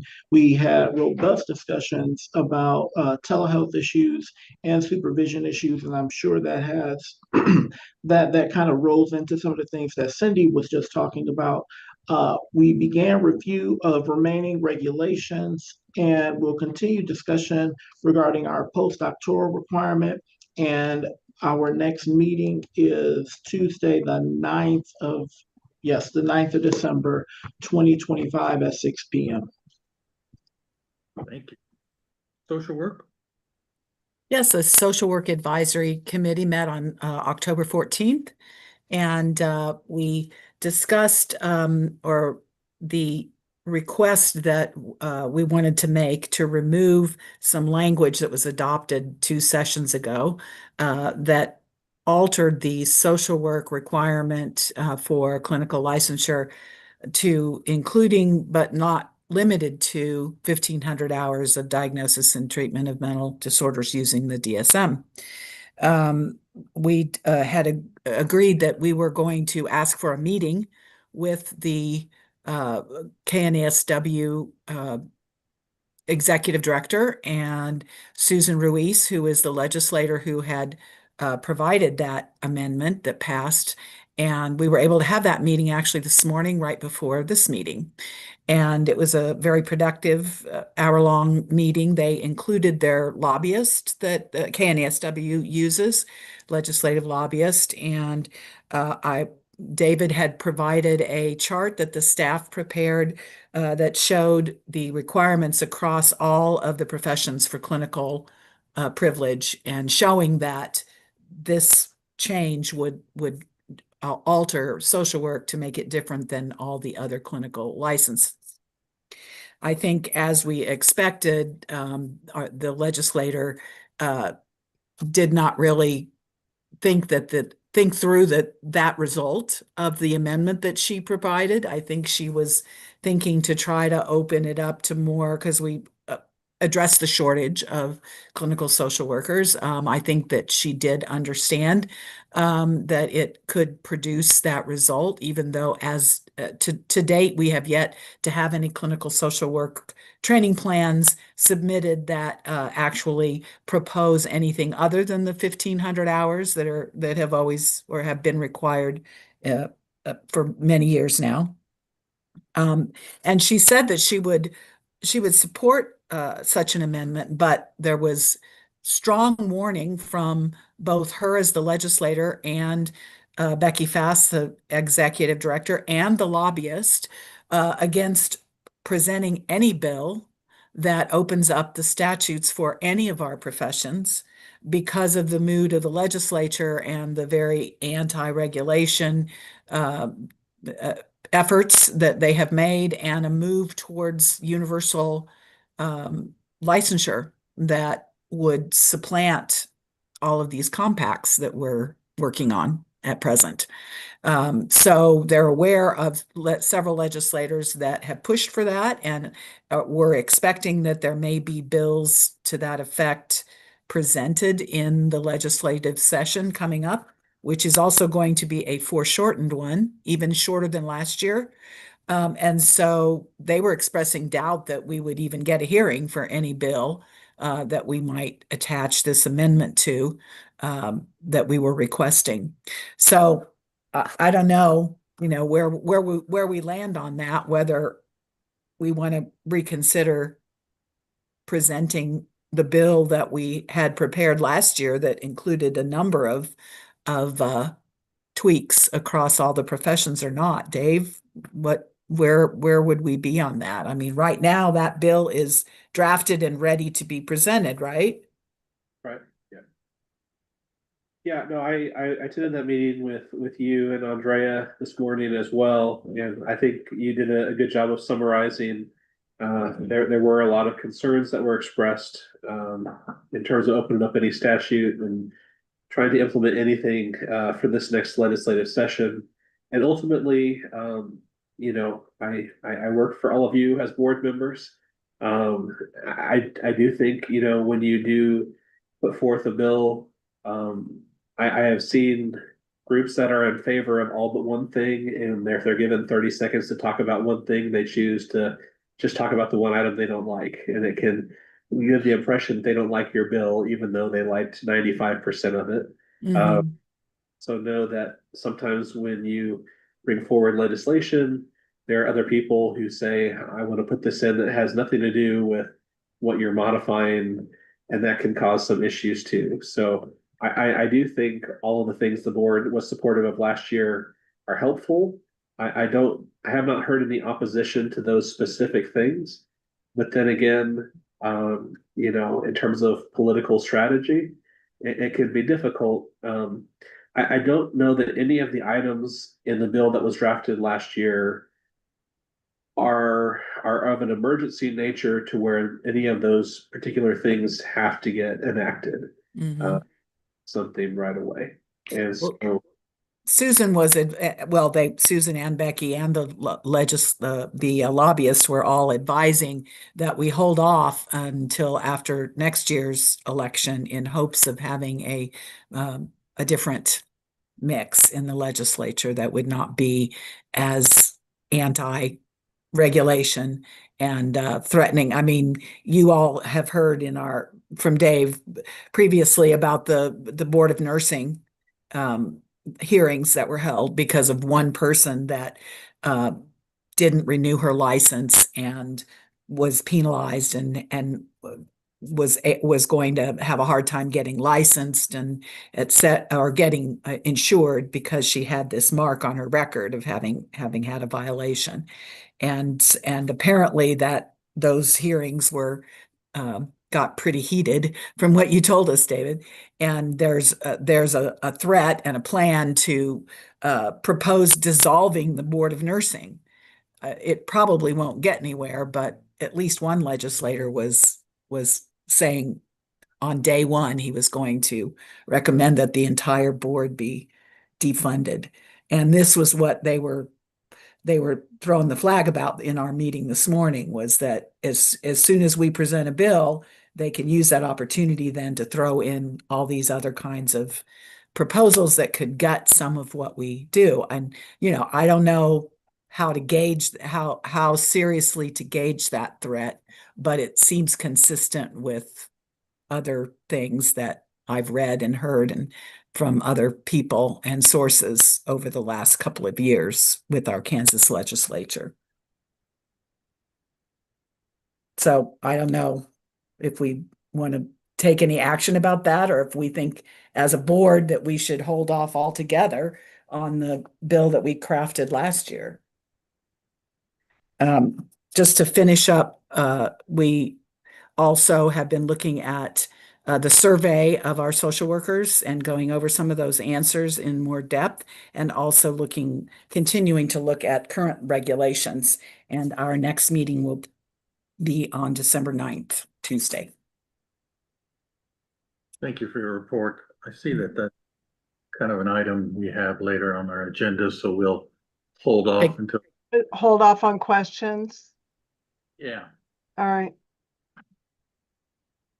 We'll continue on with reports from the professional counseling. Thank you. Professional Counseling Advisory Committee met Thursday, October 2nd. We covered updates on professional counseling compact because it was starting to roll out right as we met. We reviewed survey of licenses. We continued with that, which has been very helpful to bring our new advisory committee members up to speed with some of the things that we have discovered and are working on. We discussed the regulation of artificial intelligence, and we spent most of our time reviewing regulations. Our next meeting will be in December, and I didn't write down the date. Sorry about that. Thank you. Next is master's level psychology. We met on October 1st. We too continued our discussion on the draft survey report of licensees. We had a really good discussion about telehealth, continuity of care when clients are out of state on a temporary basis. Continued discussion on the regulation of AI, including the discussion of what it was currently being used for by people who are on the advisory committee, including note-taking and billing.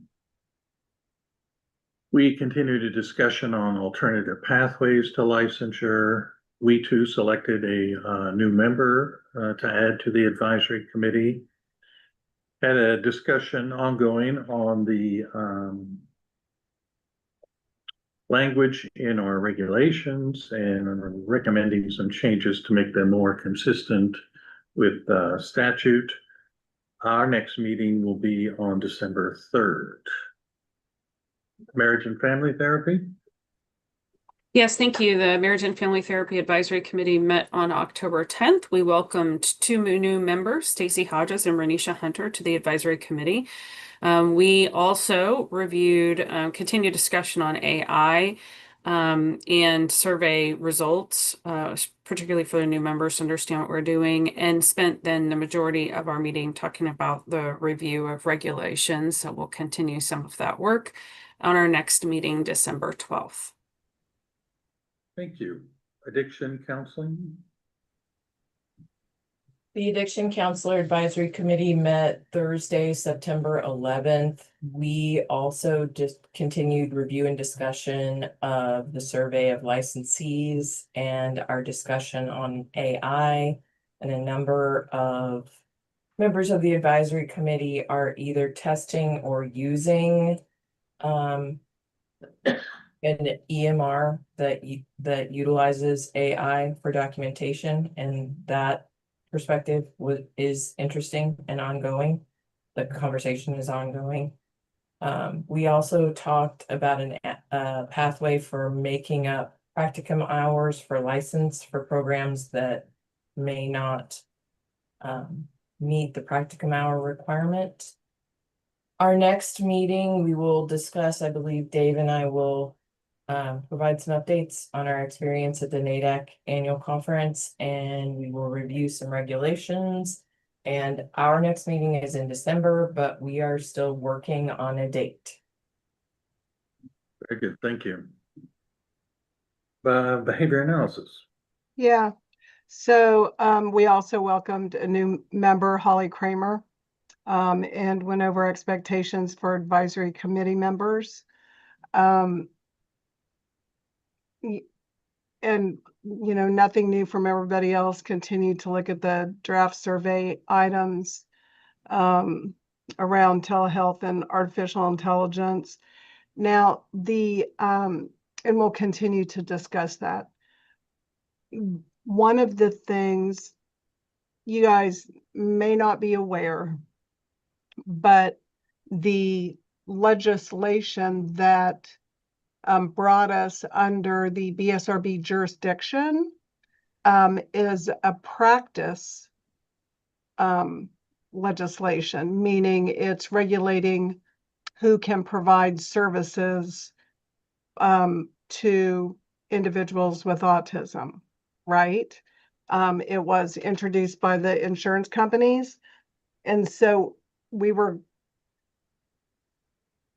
as we've matured in our position of a member of the Behavioral Sciences Regulatory Board, and as there have been individuals out there representing themselves as behavior analysts when they do not have the education to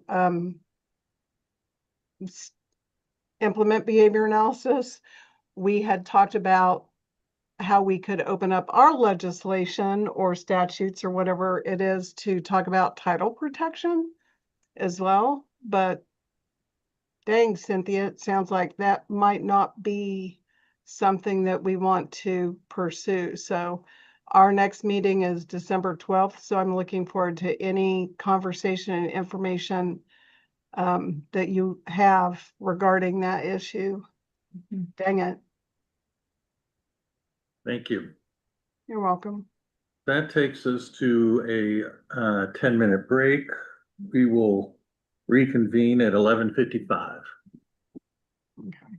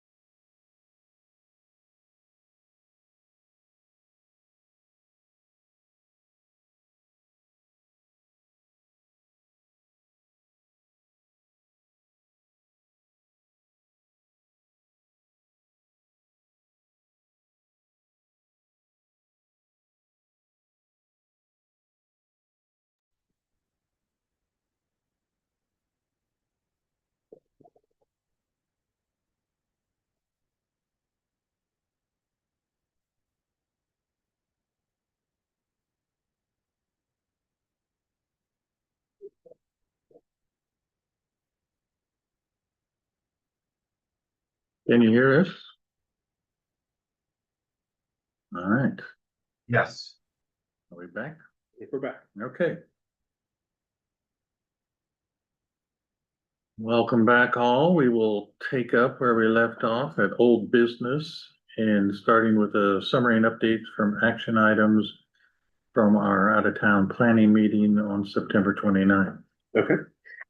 Well, our once a year meeting where the board meets in person took place on September 29th. All but one board member were able to attend, and I thought it was a very productive meeting. The board had an opportunity to discuss basically where the agency is today, and then also to look forward for the agency in the future. And so, just as a quick recap, one of the items we talked about was where we're at with the licensing. The numbers, as you saw earlier, do continue to grow, but we do expect there to be some change with the implementation of multi-state compact, which is expected to change the number of licensees as individuals pursue things like multi-state models and privilege models and authorizations to practice. But it is encouraging that the numbers do continue to increase. We gave you an update as far as the regulation that is going through that will lower the fees for individuals. The board had approved a decrease in the initial licensure fee for most professions. I think the only exception was the licensed psychology because their fees are a little bit different. They're kind of flipped.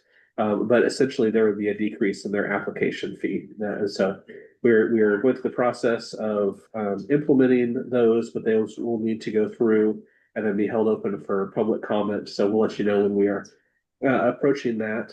There was a discussion about the investigation policy for the agency, which is posted on the BSRB website. There's an item on the agenda a little bit later because there was a recommended change by the board at that meeting to go ahead and add a sixth member to the board's complaint review committee. And so to resolve that, we'll have some discussion, but that is some new language, and it would add a sixth member. So there would be either an additional public member of the complaint review committee or someone from a profession not already represented on the complaint review committee. We talked a little bit about the multi-state compacts and the survey of licensees. We talked a little bit about the interim health committees that have largely involved the Board of Nursing and some of the focus on the investigation policy, and talked a little bit about the BSRB investigation policy and how, there is some comparison there, but we have been very proactive in terms of,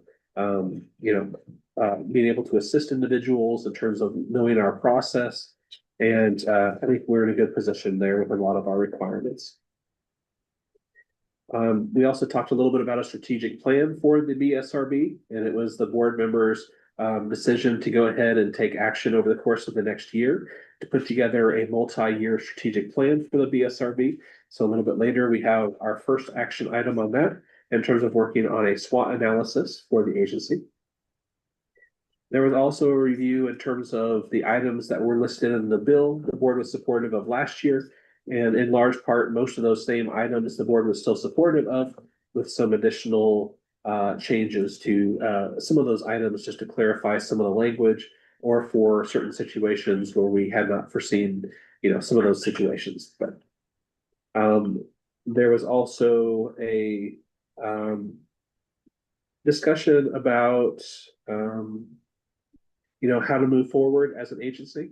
And I think in large part, the board expressed positive comments about the current status of the BSRB, but also a desire to go ahead and make some positive changes in the course of the next year. So some of those you will see listed out as agenda items there, but just kind of want to provide a brief summary.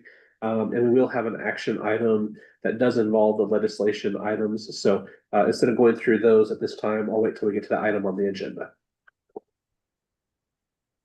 Thank you, Dave. Any comments or questions in regard to that? Okay, seeing none. That takes us to continued discussion of possible changes to the regulations on unprofessional conduct. So at each meeting, the board is working through the grid that you have in your packet that deals with the unprofessional conduct crosswalk with BSRB recommendations. We are walking through each of the different items in this crosswalk to see if the language can be standardized between professions. And then ultimately, the board will need to vote on a final version of this document. And then that will be put through the process of the language being reviewed by the Department of Administration, the Attorney General's office. And then once approved, it would be open for public comment too. But really appreciate all the board's work on this. I think when we sent out the packet, we did ask board members to be ready to discuss the next set of questions or the next set of items, starting with number 30. Is it 32? 32. Okay.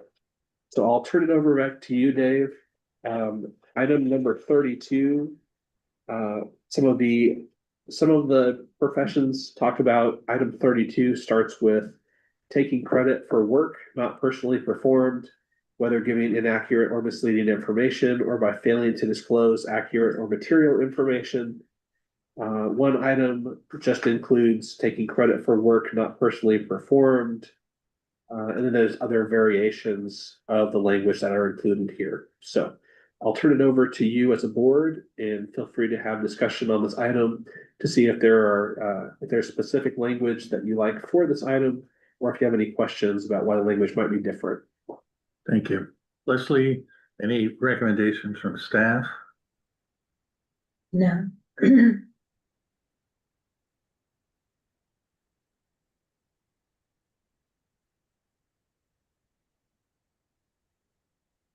It looks like they're all the same except for the third one over. Is that true? Am I missing something? It looks like the third one is for psychologists, so it looks like it's a shortened item. Mhm.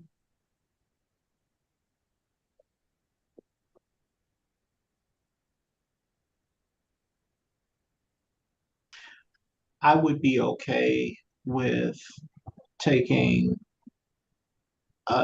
any of the language that's in 32 from other professions and adding it to the psychologist regulation. I agree. Mhm. Well, it appears there's consensus on that one, and I do think, upon looking closer at some of the language for the other, No. looks like it is all the same. Is there consensus if we notice any small one word here or there that will make it all consistent across the professions? Yes. Yeah. Yes.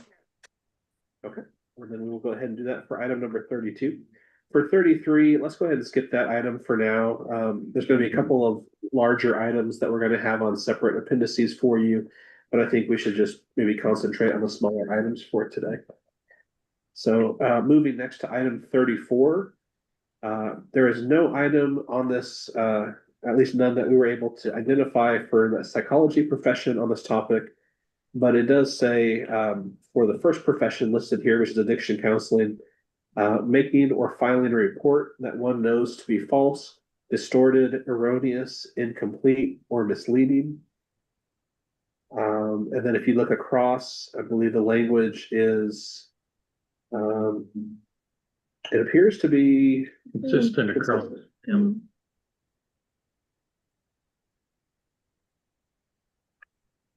I guess, is it the consensus of the board? Would you be in favor of adding this for the psychology profession to have it consistent across all the professions? Yes, Richard? and I would just note on the Makes sense. last one, they're just missing the false. So it would also have to be for the social work, adding the word false. Mhm. It appears that most of them have the word false. So would it be your consensus to go ahead and add the word false so that the social work item is consistent with the language of the other ones as well? Yes. Yes. Okay. Everybody okay with that? Yes. Yes. Okay. Thank you. We'll go ahead and move that edit forward. For item number 35, this item says failing to notify the client promptly if one anticipates terminating or interrupting service to the client. And it looks like that is consistent. With the exception of psychology, which says failing to take each of the following steps before termination for whatever reason, unless precluded by the patient or the client's relocation or non-compliance with the treatment regimen. A, discuss the patient or client's views and needs. B, provide appropriate predetermined or pre-termination counseling. C, suggest alternative service providers as appropriate. And D, take other reasonable steps to facilitate the transfer of responsibility to another provider if the patient or client needs one immediately.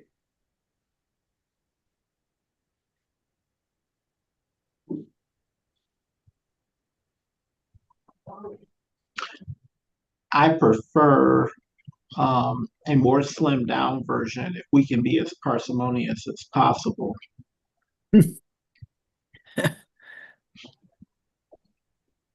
And I think some of that is picked up in the next one, right?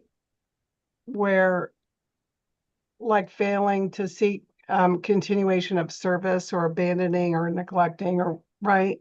So I think if we trim this one, it can be included in the next one like some of the other ones are.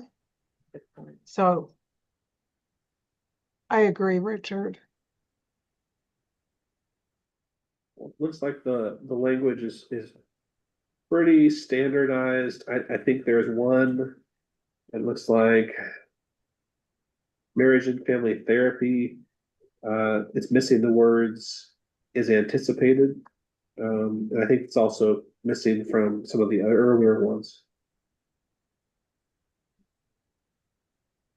So some just talk about failing to notify the client promptly if one anticipates terminating or interrupting service to the clients. And I guess others, it's just kind of a rephrasing. Instead of saying if it anticipates terminating, it says terminates or interrupts service to a client or when it's anticipated. So I don't know if there's a preference for one phrasing or another, but is it your preference that we use the slimmed down version and that it is the same across the professions? Yes. Yeah. Yes. Okay. Okay. Well, if there's no preference for the two, we will just make sure that we will use the modified language here and we'll make sure that it's consistent across the professions. Item number 36. It says failing to seek continuation of service or abandoning or neglecting a client under or in need of professional care without making reasonable arrangements for that care. And that looks like it's pretty standard for most of the professions. For psychology, it says failing to arrange for another psychologist or other appropriately trained mental health professional to be available to handle clinical emergencies if the psychologist anticipates being unavailable for a significant amount of time. And also included under here is failing to be available for the timely handling of clinical emergencies after having agreed to provide coverage for another psychologist. Oh. That's like a separate violation. That's like it doesn't equate. To me, that's meant to be a separate. To handle clinical emergencies seems like it's not the same violation. It's like they intended it to be something else. Will both involve handling clinical emergencies, one by arranging for someone else and the other by being that someone else. You know, but that 6 and 7 are meant to be that psychologists have created a obligation for themselves to handle the clinical emergencies where all the other ones are about care and that psychologists feel I that they see your should have point, yeah. someone to that they have created an obligation for themselves to handle clinical emergencies and that that is a separate obligations that Yes. psychologists have created for themselves and that the other ones don't have to do with that obligation. Does that make sense? Yes. And that the 6 and 7 aren't the same as all the other ones. You're saying 7 should be its own category. Or 6 and 7 shouldn't be, I mean, or however you think that's a separate obligation. Clinical emergencies are not mentioned in the Yeah. other ones. The clinical emergent, it's not the same thing, or what, I mean, it's just a thought that it's a Yeah. separate. Yeah, abandon or this really the other ones would have more to do with when you're terminating with a client that you need to seek Yeah. continuation of service, whereas that one, the 6 and 7, refer to an ongoing client that you would, Right. and Yeah. certainly social work has that obligation as well, but it's not in this same Yeah. rank of. Or it's just particular Yeah. language that they used that doesn't mean anything. That they use the language that how we're not interpreting it. Tim, do you want to say something? No, I think you're spot on, Cindy. That is a distinction between the two. Is the other language, however, because it speaks to neglecting a client under or in need, so under professional care, could reference emergency service. A current client, right? Mhm. Yeah. It's just, it seems to me like it's just calls out in more kind of specificity that specific circumstance, but doesn't necessarily mean that the rest wouldn't also, if they hadn't made arrangements for like after hour services or call to be provided by somebody else, that it wouldn't fall under this in its broader kind of definition of neglecting a client under professional care.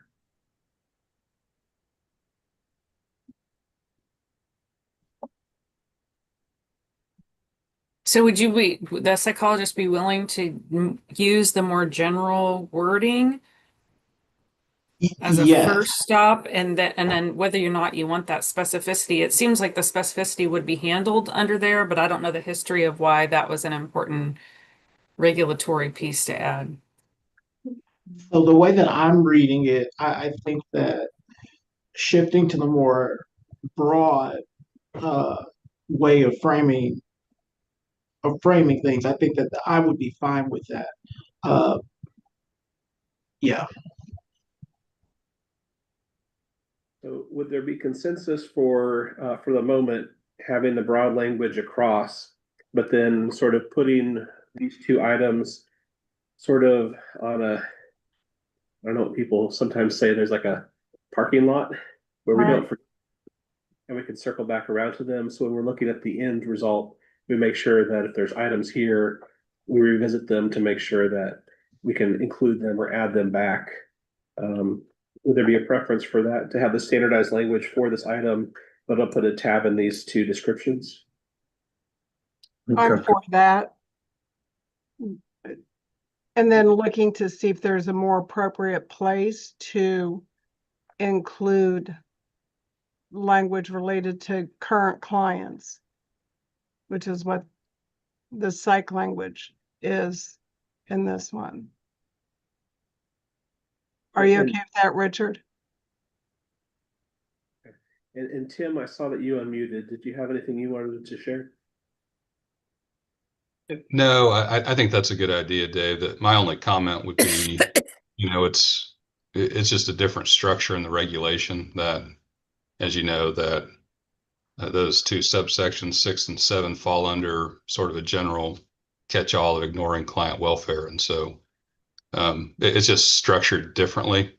There are 10 or 11 different instances of ignoring client welfare itemized in the regulation, and so the approach is a little bit different. So I think just ensuring that the intent of what constitutes ignoring client welfare is properly addressed is what the focus should be. With respect to 6 and 7 and any standardization there. So you're saying that the details in the regs indicate these sort of variations, one being arranging for care if you're going to be gone, and another being arranging for care if there's a crisis. Yes, and it it falls under a more general ignoring client welfare, and then Right. there are these 11 subsections. And so I think it's just, evaluating that change within the context of, each of those 11 subsections is important. The other regulations are structured a little bit differently, but the psychologists seem to have sort of a robust approach to what constitutes ignoring client welfare. And so, I think review within that context, that subsection F, and ensure that, any changes, don't modify the overall approach, if that makes sense. Yeah.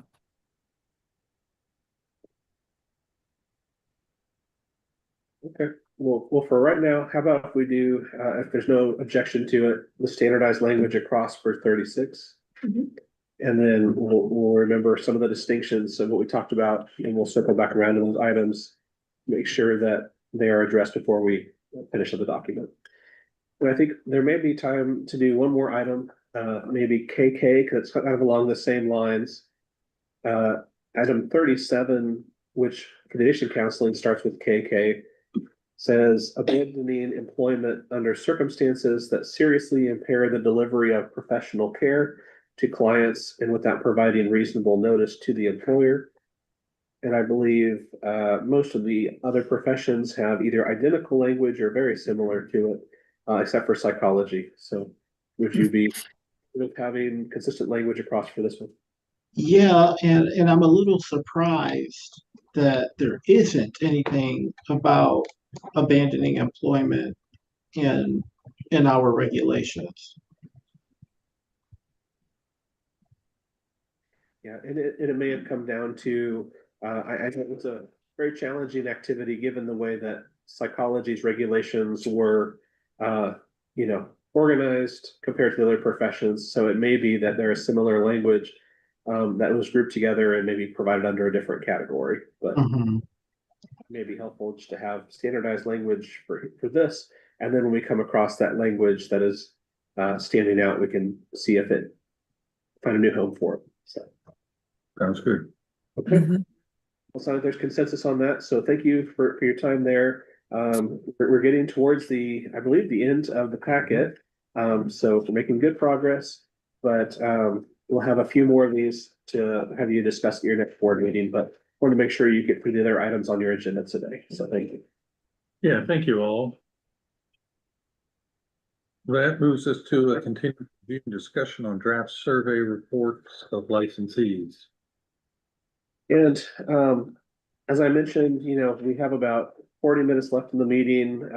There's not a lot of time. We have a number of different items left on the agenda. So I will just highlight what I asked one of my staff members to do, is to go through the survey results. And as a way to start to understand the comparative information, I asked her to take the clinical level or independent level of licensing and to put that on the same graph and to do it by percentages. So you could see some of this information and you could compare. I do find it's kind of interesting.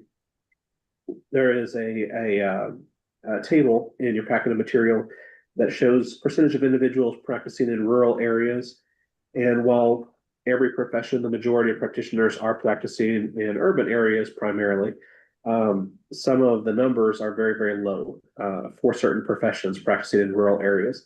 For example, licensed psychology, it's down around 14 or 13% compared to clinical addiction counseling or even clinical psychotherapist, which are just under 35%. So there is sort of a big difference based on professions and which ones are practicing primarily in urban areas versus clinical area, or urban areas versus rural areas. Some of the information is fairly consistent when you're looking at I'll highlight on page 5. It says percent of individuals practicing for over 10 years. And between professions, that total is probably between 70 and 90. So very similar results. A lot of individuals have been practicing these fields for I would say a long time, over 10 years. But you can kind of compare the other information as far as certain levels of licensing when you drop down of how long people have been providing services between 5 to 10 years or even under that. I think there's some information that's kind of interesting when you compare across. One of the items we have talked about is when you look at individuals providing services in more than one state. This is basically on page 6. You'll see a table that shows percent of individuals providing services in 2 states.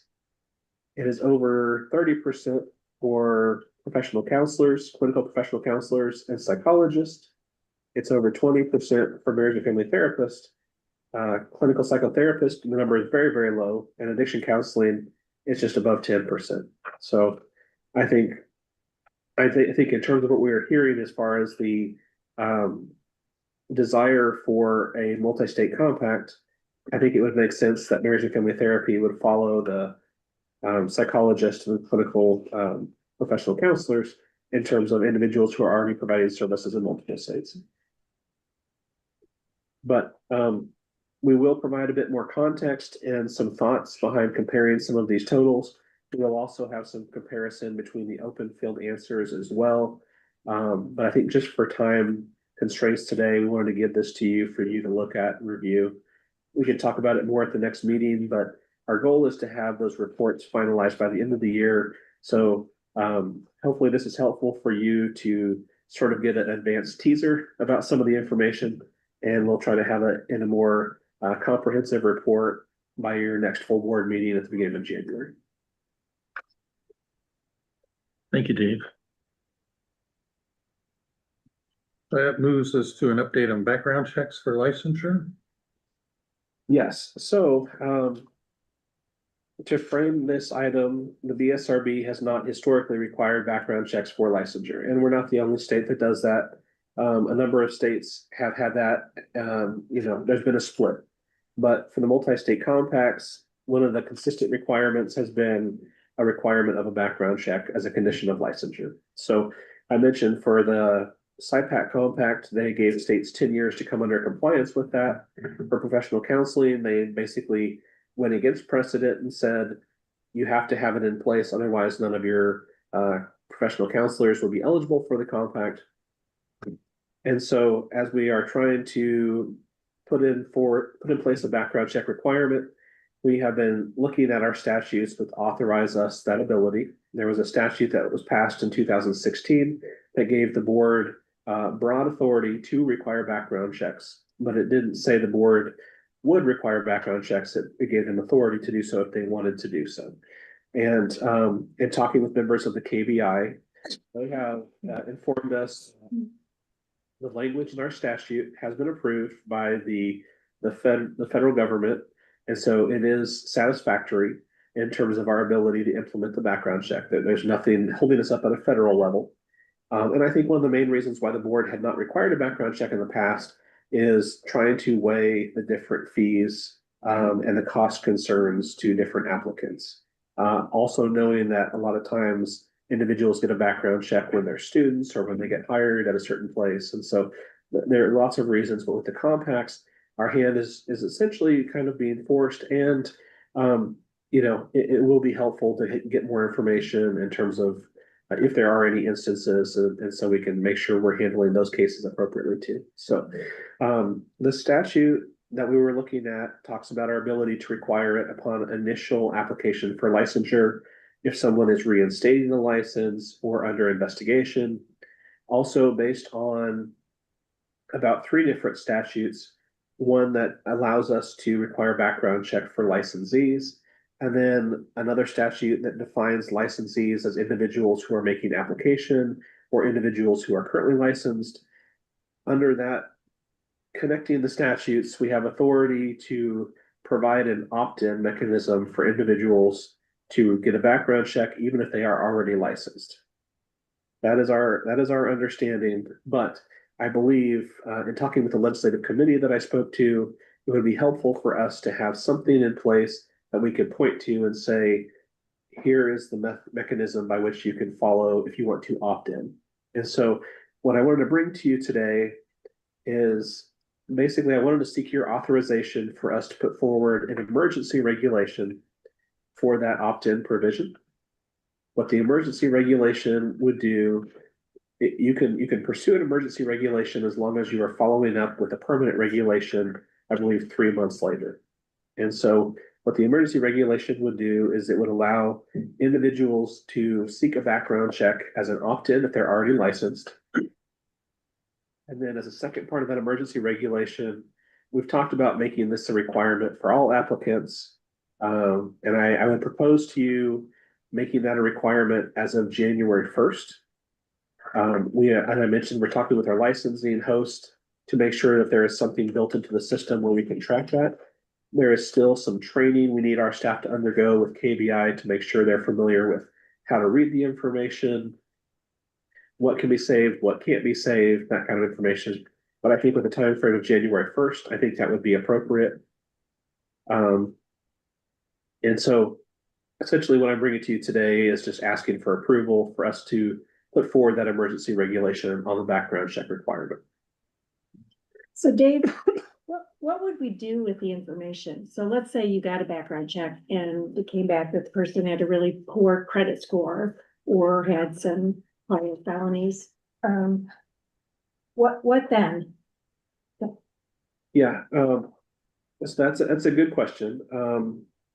If someone is seeking application for licensure, the statutes say that it does require a 2/3 vote of the board to approve them for licensure. So if they're coming in from the beginning and we discover something on a background check, it is something where they would need to have the full board review that to approve the person for licensure. If someone is already licensed and we discover this, we will need to do an investigation to see if the person had disclosed that to the board when they initially applied, if that had been already reviewed, or if this is something new that we will need to open up to see if they, didn't include it. And in that situation, I think the board would need to review it to determine, does this person merit the public trust and that kind of a thing. So if they come back and it's clean, that's fine. Mm-hmm. And I think if there's some items that may be, unrelated to, practice or licensure or very minor, I think the board will have to kind of work through those to figure out what to do. But in really egregious cases, I think the board will need to determine, does this person still merit the public trust based on what they know? And then the other states in the multi-state compact, they would use that information based on what they do with background checks. Well, they wouldn't get the multi-state license if they failed the background check, right? Right, that's what I'm saying. So in other states, they would. Yeah, they would have already done that check for someone to get the multi-state license in their state. It depends on the model, but Oh, so as long as we approved it, Right. then they would get the multi-state. Gotcha. yeah, for social work, every state is in charge of issuing the multi-state licenses. So they would be the ones meeting the requirements and verifying that that person meets the requirements for a multi-state license. So every other state would be accepting that that state had done what was necessary. All right, thank you. So David, I'm sorry. go ahead, Oh, Andrea. Is this background check Kansas specific only, or is it a national background check? That's a good question. This would be a national background check, so it would include fingerprinting, and it would be essentially, and I forget exactly how the statute words it, but it would be something that would include fingerprinting and would run the federal check for them. So it wouldn't just be a Kansas level background check. It would include other things outside of that. But it would be administered by individuals here in the state. So I believe what other states have done is administered usually by, I think, like KBI or, different officers like that. How does that So impact? initially, if somebody's already licensed and they want to get a multi-state, they could apply to get the background check so that they could qualify for the multi-state. But is this emergency provision to make all new licensees automatically have to have a background check? Because we had talked about that in the past, making it a requirement across the board. Yeah, I think there would be two pieces to this. The first piece would be, the part that we had talked about for all applicants, all individuals applying for an original application for licensure, would really be setting a date for that to begin, which would be January 1st of 2026. So anybody who has already, applied for licensure, anybody who's already licensed, it wouldn't apply to them. But for anyone making new application for licensure as of that date, they would need to have the requirement of the background check. For individuals who are seeking to practice under the multi-state license, it's a little bit different. So for the social work multi-state compact, it basically says when it becomes active, you would have states issue a multi-state license upon application. So when someone issues an application to get a multi-state license, they would need to do the background check because it essentially is a separate new license for them. So they would do a background check when they applied for a multi-state license. For the professional counseling compact, what is required from that compact is that we send a list of everyone who's eligible for that compact. And to determine that list, we essentially have to allow them the ability to opt in for the background check, even though it's not part of their application for licensure per se. So it's a little bit different of a path. So part one would be a new requirement for all original applicants as of January 1st. Part two for the emergency regulation would be to allow individuals who are already licensed to opt in for the purpose of eligible for a multi-state compact. But for social work, that's a moot point for another 9 months or so anyway, until it's active. Correct. Okay. Dave, how would that work in terms of people actually getting their fingerprints done? If this is done by the KBI, would local law enforcement do that for them? Yeah, I think you can go to a local office and they will do the fingerprinting for you. And there is a fee that is involved. I think it's set at $53 or $57, but somewhere in that range. And all that money would go to the KBI for the process of the background check. So at this point, I'm not sure if that would actually come to the BSRB and we would just pass it through, or if it would all be staying with KBI. But I think that is how that would be done. So they would be the ones that would be doing the actual fingerprinting, and then they would make the information available to us through a portal that our staff could access. Could we also do a federal level background check by choice, like go down to the post office and get it done?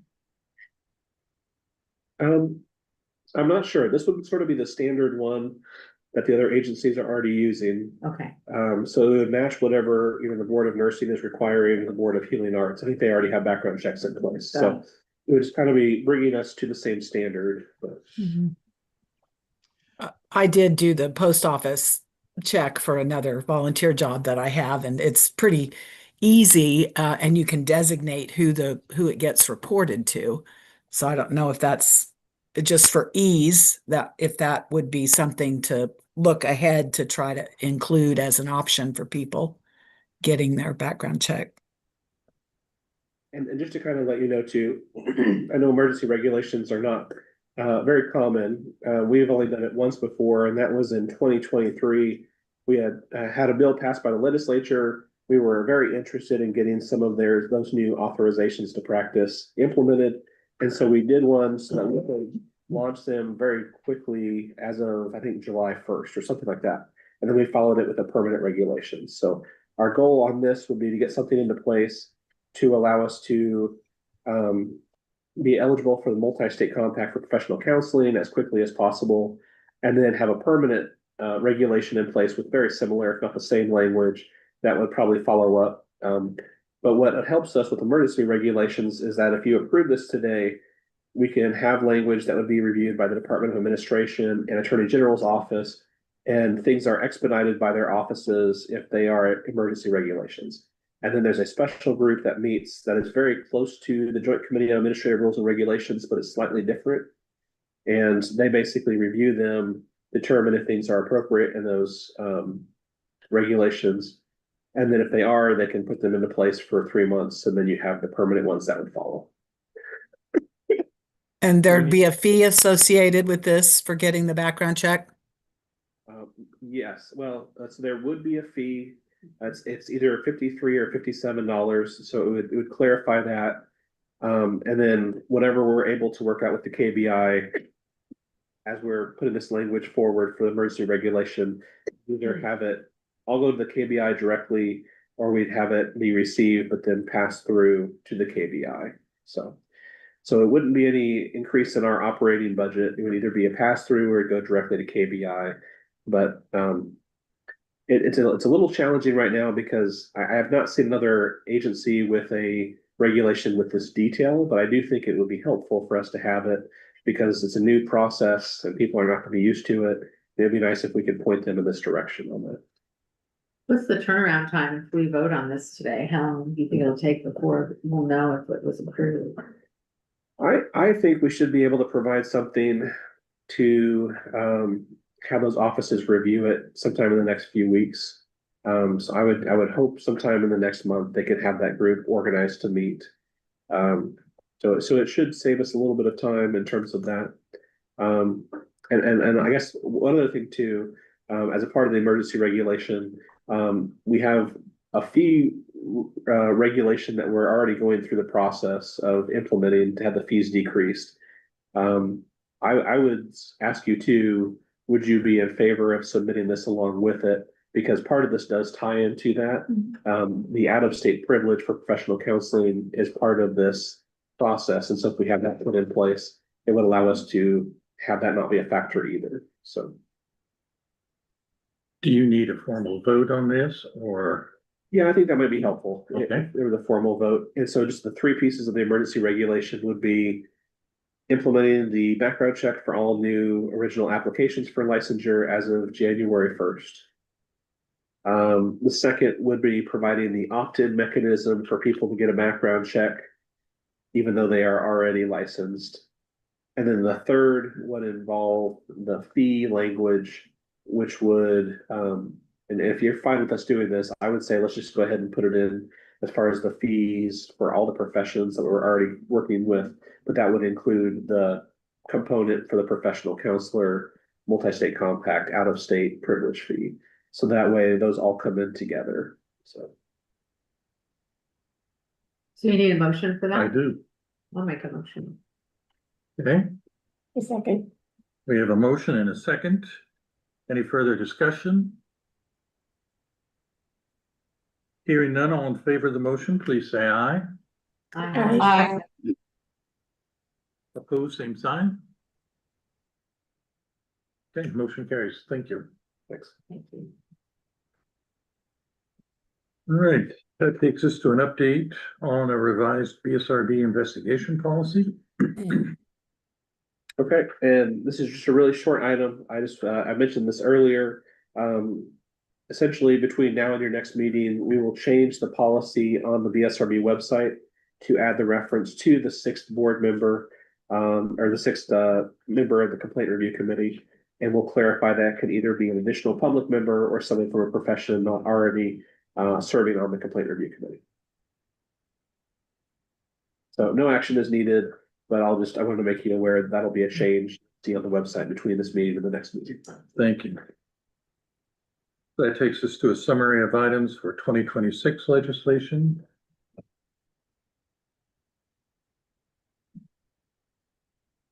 And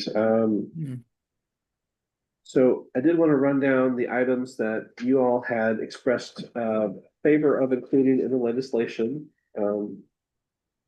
And so the items that were previously agreed upon, one, we do have schools that approach us and ask, does their program meet the requirements for licensure in Kansas? Unless someone applies from that program, there's no way for us to be responsible using staff time to do that kind of comprehensive review of their program and their coursework, because the use of our staff time is largely driven from the revenue we receive from applicants. So if someone applies from a program, and even our statutory authority, it basically says, did the applicant attend a program that met these qualifications? So I understand why programs would want that kind of confirmation, but we're not really set up that way. And using staff time for that purpose, independent of an applicant, doesn't seem to be a good use of the revenue that we receive from applicants. It also could mean that it would take longer for applicants to get a decision on their application because we're spending time reviewing programs.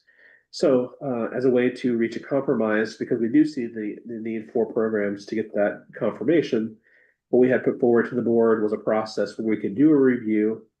It would be for the cost of doing those reviews, but essentially we would have an application fee for programs that wanted a decision or individuals who wanted a decision before they were an applicant. And then we could review the program, the coursework, determine if it met the requirements, and then say to the person who had requested that, here is the cost of the review. If you pay that cost, we will give you this clarity whether the program meets. And if it doesn't meet, here are the reasons why it doesn't meet. And then essentially, if the program does come under compliance, we would give them affirmation that as long as there weren't material changes, that, you know, we would hold it as meeting the requirements for 2 years. So after that, they would need to go through the process again, but at least for the 2 years that would follow that, they don't need to pay any kind of fee. And no program would be required to do this. It would just be for the ones who wanted that confirmation without an applicant actually coming to our state. And this So- requires legislation for us to add this service? Yes, because it would be a fee that we would be eligible to charge individuals outside the application process. So there was that. There was also moving a couple things from the regulations into statute. One, who could provide supervision to professional counselors seeking a clinical level license. It would also provide increased flexibility. So half the hours would be by someone who is a clinical professional counselor. Half would be by someone upon request who is at another profession under the BSRB at the appropriate level of license. Similarly, there would be marriage and family therapy. There are requirements for who could serve as a person providing supervision to marriage and family therapists seeking a clinical level license, except that there would not be that flexibility. It would still be the requirement that they had to receive that from someone who was a board approved clinical supervisor for marriage and family therapy. And then there was removing some language from the statutes about individuals preparing for the practice of marriage and family therapy. Also the same with addiction counseling. It's in the carve out statute that talks about, you know, students and interns and individuals preparing for the practice, but that language had never been defined and it created a vague standard. So, and then there was a broadening of the addiction counseling student temporary licenses to make those eligible for people that were part of master's programs with a little bit clearer of the process there. And then the last item was adding a behavior analyst to the BSRB board. So those were the items that the board had previously expressed support for. There was also new language to basically say you could seek a board approved continuing education course outside of social work. Right now we have board approved board approved continuing education courses or continuing education providers, but only for the social work profession. And so there would be one additional item that would basically open that up and allow it to be board approved for any profession. Was there not also a social work specific issue around that you discussed this morning? There was conversation about that. This was not one of the there was an item that had been talked about in the social work advisory committee. Gotcha. And the previous year it had been up for board discussion. Last year there was a decision not to go forward on it, but to revisit it. And so we had that meeting this morning. And so that's another item for the board to consider. And then there's also the bigger overall question from a political strategy. Do you still want to go forward on legislation for this upcoming year? Or do you want to reconsider whether you would like there to be legislation introduced this year?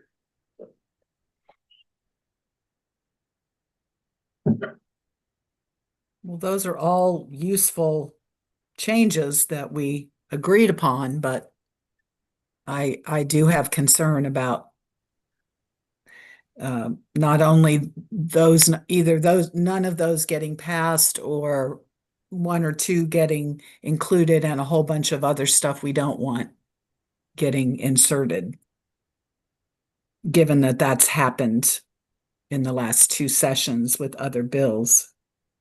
That happened to your field, didn't it, Cynthia? Well, that's how we got this regulation, that's how we got that including but not limited to. That was kind of a self-inflicted wound because it came from a social work representative. But like I said, I don't think she really understood or thought through or even knew that that would make such a difference between social work and the other clinicians. Is there any way to get a pulse on the legislators bent towards deregulation as it relates to the Behavioral Sciences Regulatory Board? Well, this is what we Or were is it- hearing this morning from Yeah, one legislator and one lobbyist at our meeting this morning all right. were reporting that the attitude towards regulation is very negative, and that there's several members of the legislature that are kind of hot to try to eliminate or reduce as much regulation as possible. Mary, Have I we thought, Yeah, have we heard from any other groups who might be interested in proposing legislation that could impact us? I'm not sure. Not directly. I don't I- think. Opportunity to talk with the Kansas Counseling Association about the item that involved the opening up of the supervision and who could provide that. And they expressed some concerns because I think they noticed, it was only their profession that this was being opened up to allow individuals to provide the supervision.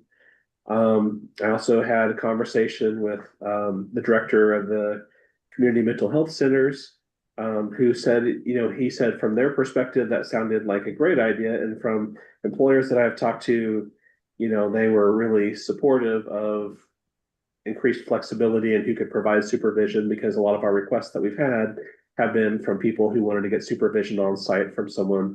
So in terms of whether someone would bring forward a bill involving the BSRB, I don't know. I think people have talked about they would want to provide input or testimony if we did bring forward a bill, but I haven't heard of anybody per se that would want to bring forward a bill, outside of our bringing forward a bill.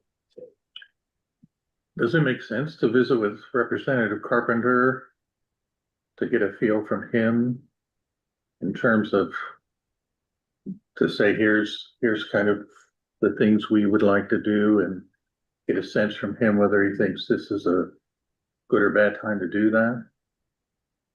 I'd be happy to do that. And I know we usually don't do this very often, but potentially what we could do is reach out to someone like Representative Carpenter, and also maybe the chair of the Senate Public Health and Welfare Committee, and kind of, get a feel for what they're thinking. And then we could have a very short board meeting in December, maybe just for half an hour to an hour, to say, we've collected some additional information. We're not having the full board meeting with all the normal things that we do, but just for the process of just either finalizing, do you really want to go forward with the bill, or do you want to say, perhaps we'll hold this for a year or make some other decisions? So that's something on the table too. I like that idea. Let's do that. Okay. And I'll reach out So to do I. I'm happy to attend. Yeah, thank you. Yeah, we'll go ahead and try to schedule a meeting and try to get some information, because I think we are trying to make things helpful. And I just want to make sure that we do things in a way that's going to be helpful. Just the reality is the risk is always there whenever we introduce something, and to continue to kick the can down the road just means that we're not addressing the issues we think are important. And so there is a risk to not doing this as well. Everybody comfortable with that? Yes. Okay. Well, that takes us to new business, but we are rapidly running out of time, Dave. Yeah. Which of those items do you think we should make sure we get done? So the appointment of the member of the complaint review committee, I think that one could go pretty quickly. Okay. The board did approve that, so there can be a person who would serve in this role. That can last for as long as you want it to. Normally, these roles in the CRC last for 2 years, but it could be a shorter period of time.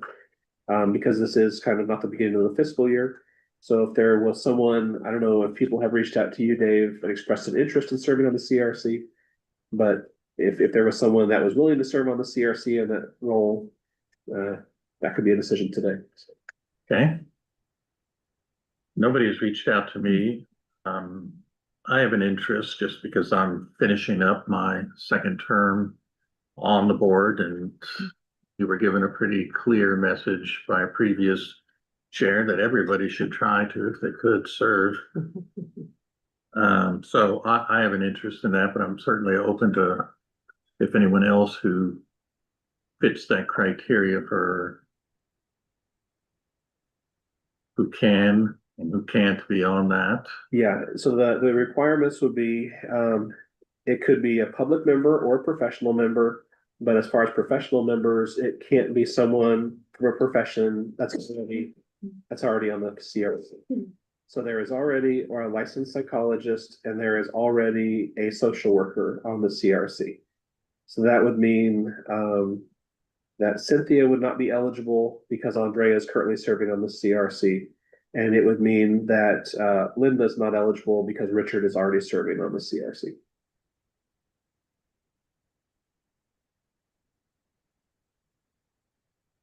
Anyone else interested? I think you would be an excellent choice. I agree. Thank you. I'll appoint myself. Appointment of advisory committee members. And we have two. Yes, so there were two recommendations for appointments. The master's level psychology advisory committee recommended appointing Caitlin Reed to their advisory committee. And then the licensed psychology advisory committee recommended appointing Daniel Garlock. Okay, I'll approve both those. Okay, I will contact them and let them know they have been appointed, and so they can attend their first meeting in December. Great. Discussion of board members not on hearing panel. Do you want to cover that? Yeah, I think so. Okay. Basically, when we have hearings coming up for individuals that have been denied for license, and then they are requesting a hearing or an appeal, there may be some compromise or alternative resolution that we could reach before the hearing. But we want to have the board approve maybe a method in which individuals outside of the hearing panel could maybe consider an alternative. And then that alternative could still go to the hearing panel to be decided upon. But it would be a way for us to have board members not involved with the hearing panel who may be part of the discussion in terms of what might be a good resolution. And Tim, I know this is something that we had kind of talked about as maybe it'd be good for the board to put a policy like this in place so that this way, as we're getting closer to hearings, if there's another resolution that could be helpful. But if I'm not phrasing things correctly, feel free to weigh in. So. No, I think you are. And I don't think it's going to be a very frequent occurrence. Thus far, it's happened once, and that was based on new evidence that the board wasn't privy to when the matter was reviewed during a CAPA meeting. And so that's the type of scenario I think where it's going to arise is when the summary proceeding order is put in place, and then the applicant in response comes forward with new evidence that should be considered.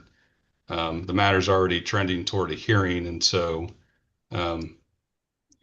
currently it's myself. I work with Dave, Phi, and Leslie to evaluate, a potential resolution, and then take that to the hearing panel, which has occurred again on that one occasion. I think it'd be helpful, because my charge is to push forward, what the board has already determined through the summary proceeding order. And so having that type of board level feedback, in light of new evidence, if that's the occurrence, and then a potential resolution based on that, I would find that valuable and helpful moving forward. And so that's essentially the issue and request. So this sort of extra hearing group, they wouldn't be having a formal hearing, but they would be deliberating about some other proposal once somebody has requested a hearing. So this is post summary proceeding you're talking about. Post summary proceeding, but prior to the hearing. And, in the event of new evidence, if that's what it is, what we did the sole time was we presented a proposed consent agreement and order to the hearing panel. And the panel, without any other comments from the parties, reviewed the proposed CAO and they made a decision on the CAO. And so that's the process that, I anticipate that we would be following, but it's, providing some board level guidance to what a proposed CAO would be, that then would be presented to the hearing panel if we're able to reach a, proposed resolution. But this would only be in light of new evidence, because it just seems repetitive of the whole CRC process.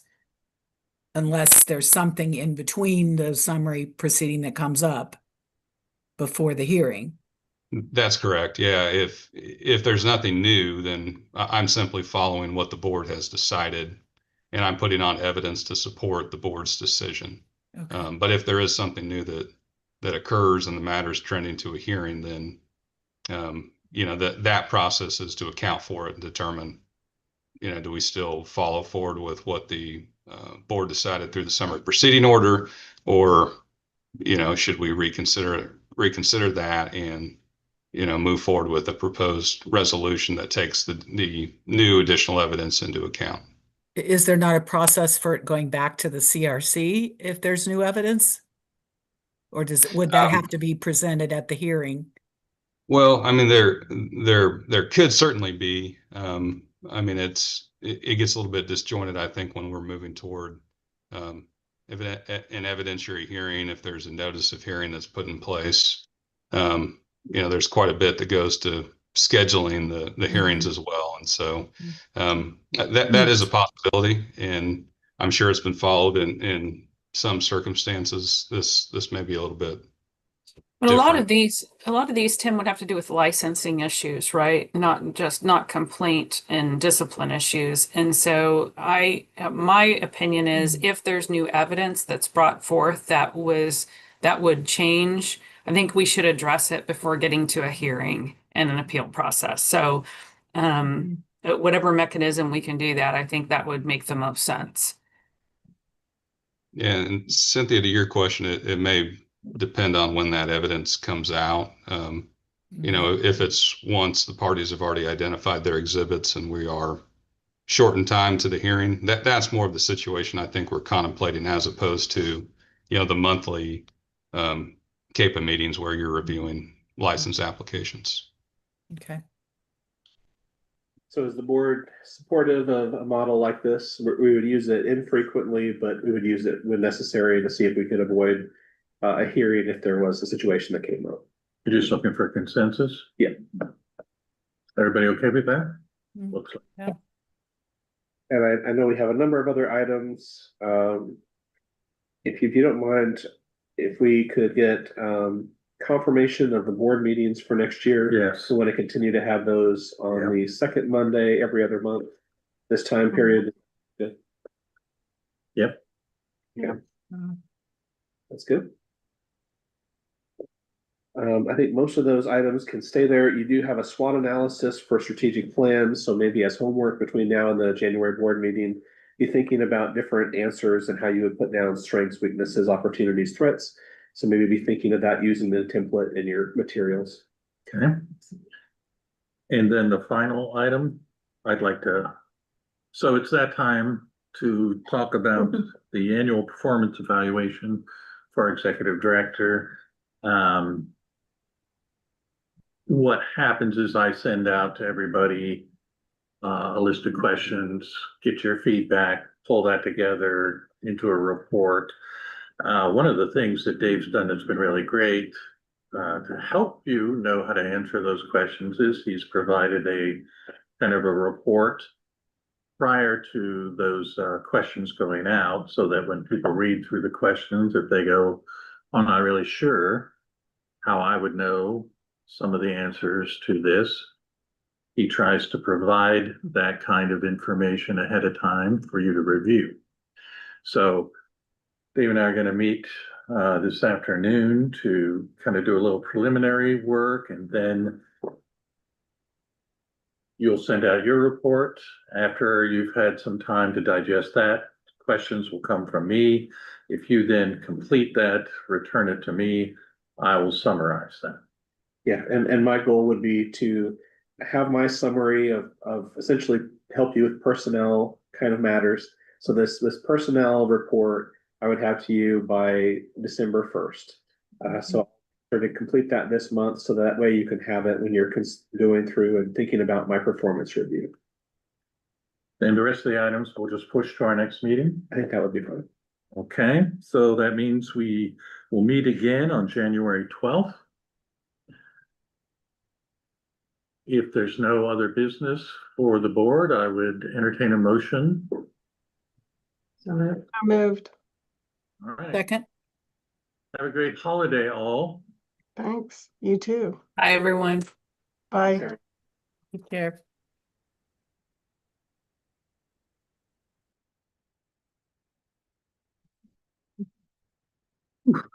Love.